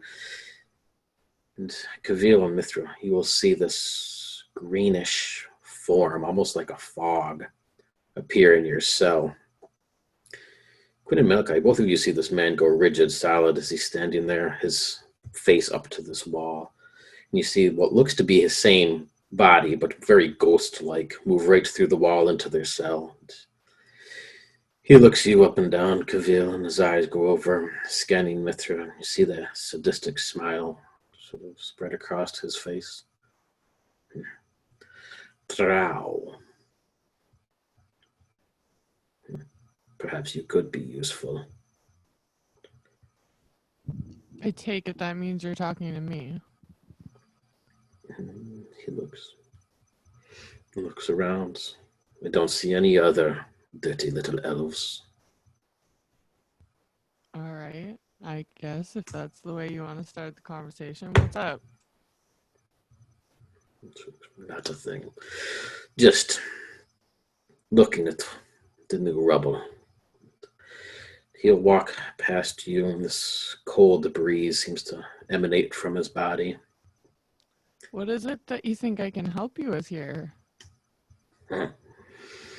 You can help me with whatever I want, but I will be back to you in a moment. He walks past you through these cell doors in front of you and across the hallway, coming face to face with you, Quinn. On the other side of the bars, just barely out of your reach. You can feel the cold coming off of him. He smells the air a little, and I smell fear. What you so afraid of, little girl? Some creepy old man hitting on me, giving me weird vibes. You'd be wise to be afraid. Just smirk. Yeah. I'm pretty wise. Peek his head over your shoulder, looking at Malachi on the cot behind him. Malachi's eyes go black. And what sort of trickery is that? Not sure what you're talking about. Not creepy at all.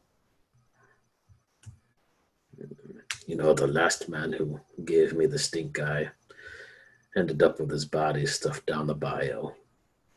I'm not the last man.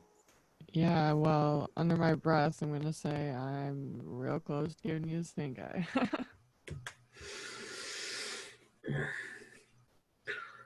I think this will be a good several days indeed. I'm glad to have some new friends.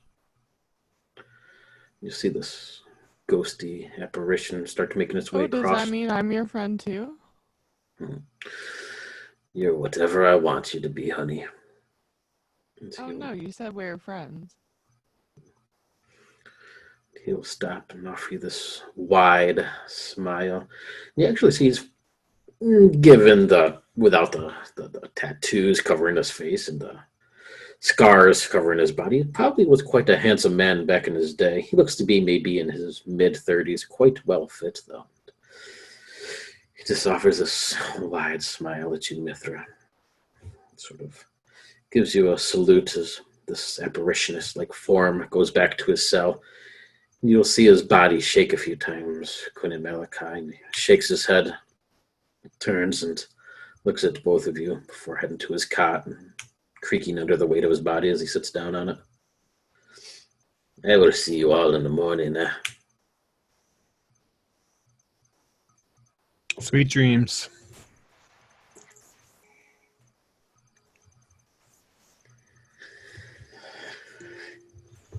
Do any of you do anything else this evening? Wait for him to sleep, I guess, and then ask what Kavil was talking about before Creep McGee over there decided to chime in. Also mentioned that he's a leader of one of the gangs, in case anyone missed that. Do you mention anything else about him? I don't know. How much do I know about him? Besides that, Morgan, can I make a check on that? You can give me a investigation. Investigation? Sure, I'm real See if good at you that. really heard about anything else much. It's a 12. So you know that, well, given those tattoos, they're probably a follower of Erythanol, the god of death, torture, decay. He's quite handsome. Do I know much about the Blood Fangs, though, or? You wouldn't have really had much run-in with them since they were on a different wing than you until now, so not really, no. And the same with the rival gang? Rival, who is the rival? Let me look back up. River Styx Hellions. Oh, the Hellions. So no, they would be on a completely separate block as well. So you've heard the names and stuff, but beyond that, just rumors and hearsay, which is what it's worth. I would say to Malachi. Yeah, then if that's all you mentioned, then I just nod and sit down. I would motion for the chalkboard to be shoved over back to me from the other cell. Will do. And answering Quinn's question, he writes on the chalkboard, know a way out. Talk to you at breakfast.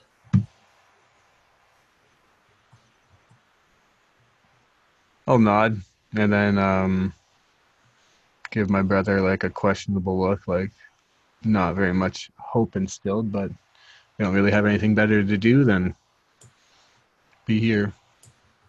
Sounds good. Lay down, go to bed. So we agree we're all going to stick together? Or One is word. that just between you two? No. He just wrote that on the chalkboard, like basically proposing a meeting for breakfast to talk things over. And he apparently doesn't want to involve our neighbor into the discussion. That's why he's doing it that way. Yeah. I'll say to Malachi that if the guards are fucking turning on us and we're going to be bumping heads with gangs now, I guess it doesn't hurt to make a couple of allegiance. How else did you expect the guards to end that? They didn't really have much choice. They had to take us out. They knew we were amped up. They saw what we could do. Makes sense. There's only safety for them. We're going to be here for a while, then we'll go back to normal.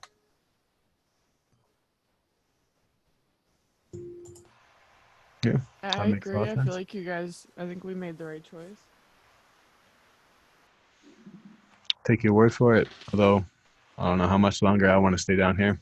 Me neither. Same. I want to get the hell out of here as soon as possible.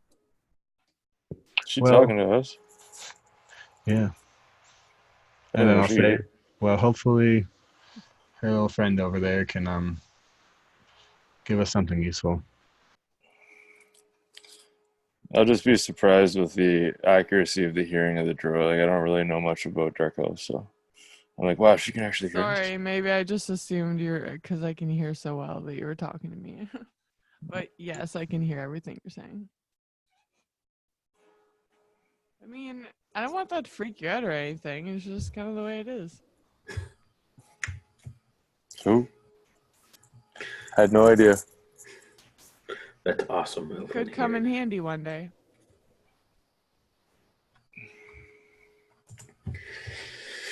As you I'll settle back on your cots. Your body still hurts from this battle with these things. You haven't really heard any of the other inmates or any side talk otherwise. You assume it must be later evening or something, because everybody seems to be fast asleep. Well, so you think anyway. It's hard to tell if anybody else was really listening or not. But you can get a bit of sleep. So if you have any spells or anything or damage and whatnot, you can get basically a full rest. And you'll be awoken, all of you, with the heavy ringing of what sounds like bars or iron on the front of your cages. Open to see a guard walking by, this long metal nightstick that he has, racking across all the bars, waking you all up, this heavy ringing echoing down the hallway as he's yelling about breakfast. You'll hear it echo all the way down the hallway before it goes silent. A few minutes passed, and you can hear the sound in the distance of the clicking of the door cells, and it goes off from the furthest end. You hear it open up, and then the second one open up, and the third one open up as it makes its way down this hallway. Counting them, it sounds like you were in 8 cells, down from the row anyway, from the front. And your cell doors will slam open, seem to be controlled by some sort of gear or something up in the walls or floors. You see everybody start shuffling past outside as the guards kind of motion you all down to the main leisure basin below.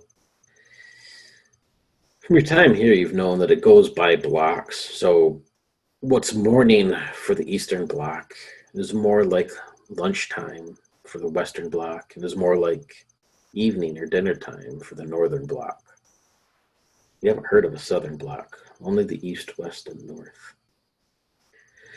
And here on this Western one, you can feel that the time seems a little bit different than what you were used to over on the Eastern Bloc. Let's get down into the basins. And the basin is this large 100-yard oval that's been carved into the floor, almost like a bowl. All along the outer rim are tables that counts as the mess hall. You can see inmates lined up all around, sitting at stools and tables, eating basically just gruel for breakfast. And the main basin itself there's a small court for playing handball. There's a weight section. There's basically like a typical prison leisure area. People are scattered about talking. You'll see Sudeikis along with 4 others grouped around him at a table. And the guards will motion for you to pass by the window and pick up a bowl of gruel. And you're left basically to your own amusement from there on, whether you sit together or not. As you get your foods, what do you do? I'll actually I'll scan the room, see where Sudeikis is, see who he's sitting with, and see if I can get any details on their tattoos, if they're all the same or different. That's all I'm looking for, is if they're the same or different. Give me I'm going to say perception check in this case. Okay. Ooh, that's like a 3. So they are all covered in tattoos, rather crappy jailhouse type tattoos, but all of them, you can see from where you're at, do have tattoos on their hands. It looks like they're the same, but you can't really tell from your distance. Too far, I guess. Yeah. And then I will actually look for Kavil and Mithra. I will use an insight check to just get the dynamic of the room and see like if Sudeikis seems to not necessarily command the room, but I imagine like looking around, it would kind of be like you would see a dynamic of who has the most respect. Is it Sudeikis? Is it somebody else? What percentage of the room kind of thing? So yeah, you will look around, and it seems like the eastern side of this place is more Sudeikis. A lot of people are kind of grouped around him, but he's definitely within the center of this ring of people. Whether or not they're part of the same gang or just peons, it's hard to tell, but it seems like he rose over top of that. And if you glance to the other side, it's almost split down the middle. The other side, the only other person, well, that seems to have any sort of notoriety here anyway, is this man. He stands about 8 feet tall, a gray skin that is mottled almost like stone, just a massive, powerful build. And all around him are mostly dwarves, seem to make up most of this, a few orcs, and a lot of gnomes as well. All of them sort of dressed in this gray, tattered clothes that is covered in blood stains. But he doesn't really seem to have, they don't glare at each other across the way or anything. It doesn't seem like they really have any issues with each other, but each one seems to have its own following. Beyond that, over by where you are at now in front of the main windows, seems to be those on the outside, just regular peons here and there who don't seem to be really part of anybody. Sit down with the Breakfast Club and see what Kavil has to offer. He looks around for a moment, seeing if someone is listening in. Actually, if he sees his friend from last night looking over for a moment, he nods politely and then turns back to his table,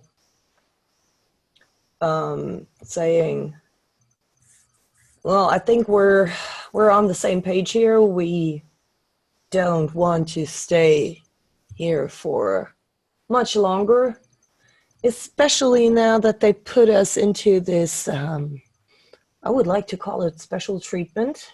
This This is not right, if you ask me.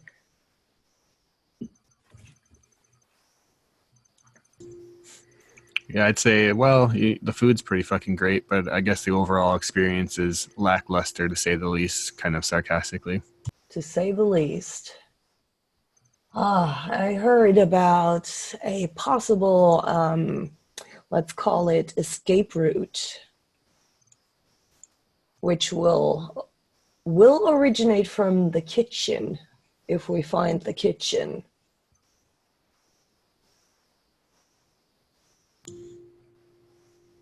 I mean, I don't claim to be a master chef or anything, but I imagine the kitchen would be, and I'd kind of take my spoon and drop the slop into the bowl and then just point the spoon behind us, probably coming somewhere around that vicinity where they're delivering the food out of the window, and just say, but if I had money for every time I heard of a mystical secret escape route, then I would have enough money to buy my way out of here, I imagine.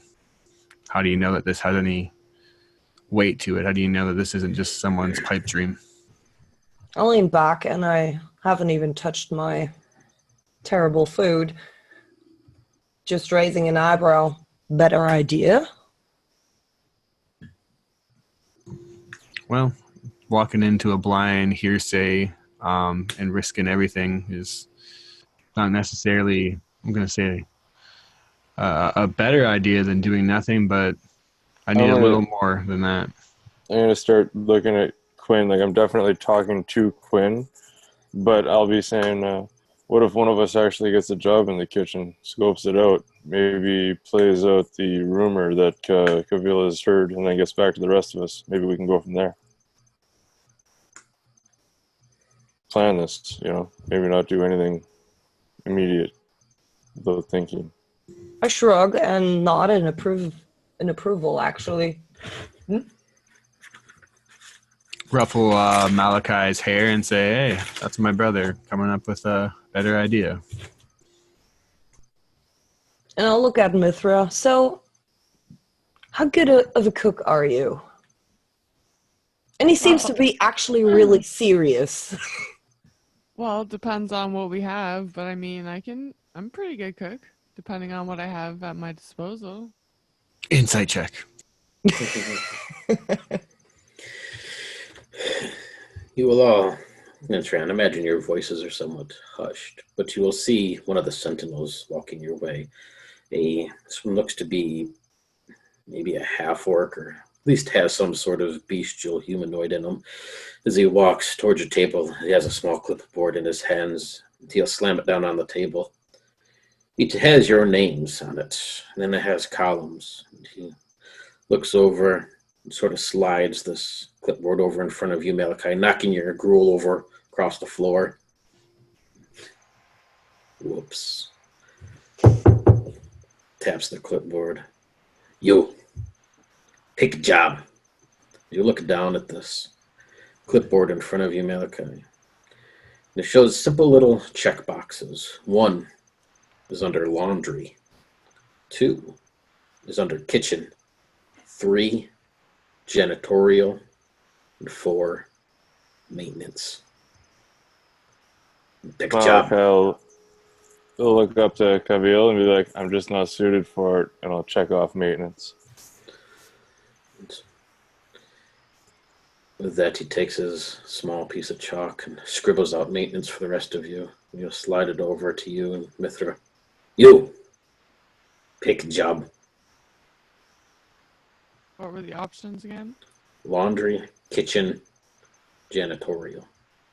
I'll take kitchen. Yes, we take kitchen. And he will glances at you, Kavil, takes his chalk, marks out kitchen for everybody, slides it in front of you. You, pick a job. As he looks at you, Kavil. Laundry, or janitorial. Kitchen? He looks at the thing. Kitchen, no available. Laundry. What about kitchen? And he smiles. And he slides the clip back back over in front of him, marks laundry, and then slides it in front of Quinn. You, janitor. Good. With that, he marks your box, Quinn, stands and turns, walking away. My dream job, I say to the group as he walks away.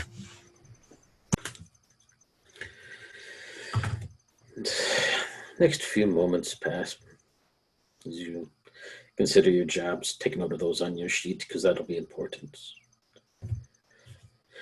And all around you, you watch these people.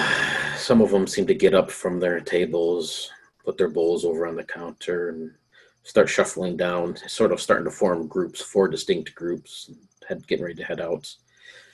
But you'll see an old man come down the stairwell. He has an obvious limp on his left leg, and he seems hunched forward a little bit. You can see what looks to be maybe like his back is out of shape a little bit, or kind of quasimodoed, hunched forward, and he'll shuffle over to the window, pick up his bowl of gruel. And he turns. You can see his sunken eyes. It's this old man, if you had to guess, maybe in his 70s. He looks around, takes a sigh, and again starts shuffling across the floor. And he'll pass by this group of orcs that are laughing, mocking. You see one of them picks a bit on his spoon and kind of flings it back, flinging it at this old man. You see a splatter across his chest, and he just looks down and looks at these orcs that are making fun of him. Shakes his head a little, starts making his way towards an empty table, sort of across from you guys.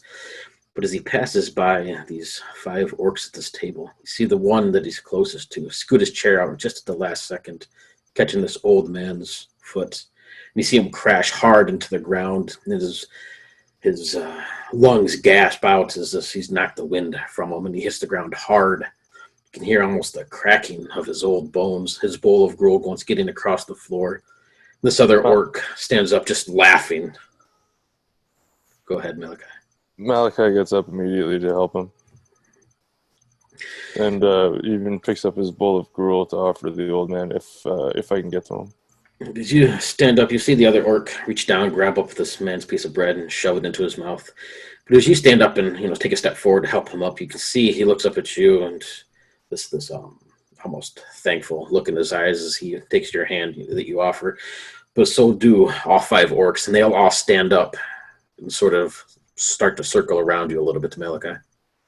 Yeah, I'll try to take the old man and back him off closer to our table as I put myself in between the orcs and him, try to get him out of the circle that they're creating around me. And I'll stand there unassuming, completely innocent, like I'm no threat. What do the rest of you do? Do they let him out of the circle, or? Well, if you don't act right away, they will sort of turn around, and you see one of them kicks this bowl of gruel across the floor just as you're reaching down for it, Malachi. And they all let out this big guffaw, and they sort of stare you down. They don't come at you or anything, but they definitely give that threatening stare down, like daring you to do something. I'll put my head down even. I don't want to create a scene. I don't want to draw attention. I will, stirring my spoon around in the gruel, think that I find something that looks like a bit of pork rind, or at least it's the saddest definition of it. And if I can, I want to stealthily cast grease on a 10-foot area, probably encompassing all of them, and see if I can do that unnoticed. Why don't you give me a stealth check? All right. Can I use my intelligence to do a stealth sleight of hand? Yeah, I could say that in this case, sure. All right, so that'll just give me an extra +2 to this. I'm going to spend my inspiration. Rolled a natural 1 on that. Oh, that gives me inspiration. Oh, shit. Does it count, though, if I spend my inspiration? Because technically that isn't my roll. If you're going to re-roll it, then, well, yeah, otherwise I would never really get one. Yeah, okay. I'll give it to you. Actually, I already rolled a 1 as well. Oh, wow. Yeah. That's all right. All right, this is questionable at best also, but 16. They surround you, Malachi, a little bit, threateningly, just almost like as if they're daring you to do something. You can see they don't seem to be any part of the gangs or anything, just their own little gang themselves. But when you put your head down and you help this old man up, you can see he kind of doesn't really huddle against you or anything, but he definitely sort of goes to your side, hoping that you might be able to protect him a bit better. You can see the big bruise already forming on the side of his face. And they all laugh a little bit, and then they turn to walk away. You see one quickly slip on the floor, smashing down. The other ones all starts laughing, but they too trip over one another. Within a moment, 4 of them are on the ground. The one still standing there, just laughing hysterically at his friends on the ground. And they'll all curse, sort of kick the gruel in your direction, Malachi, but they don't. Seems they've caught a bit of attention. You can see some of the sentinels in the distance looking over, kind of watching the area, but almost like they don't really want to get things going too much. They'll pick themselves up and sort of start moving away, glancing over their shoulders at you and that threatening sort of way, but they don't do much more than that as they start to make their way towards their group in the distance. This old man will look at you, Malachi, and the others. Thank you, young man. What is your name? What is your name? Doesn't really seem to matter, old man. But it does. A name is like everything in this realm. You can call me Old Man Moreau. That is what they call me here. Well, you can call me Malachi then. I'll even shake his hand. Fitting name, fitting name. What do you do here, Malachi? Just got my job. Look like I'm a maintenance man. You stick close to me, then I show you how it goes. You're a maintenance man too, Old Man Monroe? And that is what I've done. 35 years I've been here. 35 years. Keep your head down and you can live that long too. Just follow along, young man. Until you'll start shuffling off towards this group over to the west. I'll actually look over to Quinn, give her a little wink, and I'll go with him.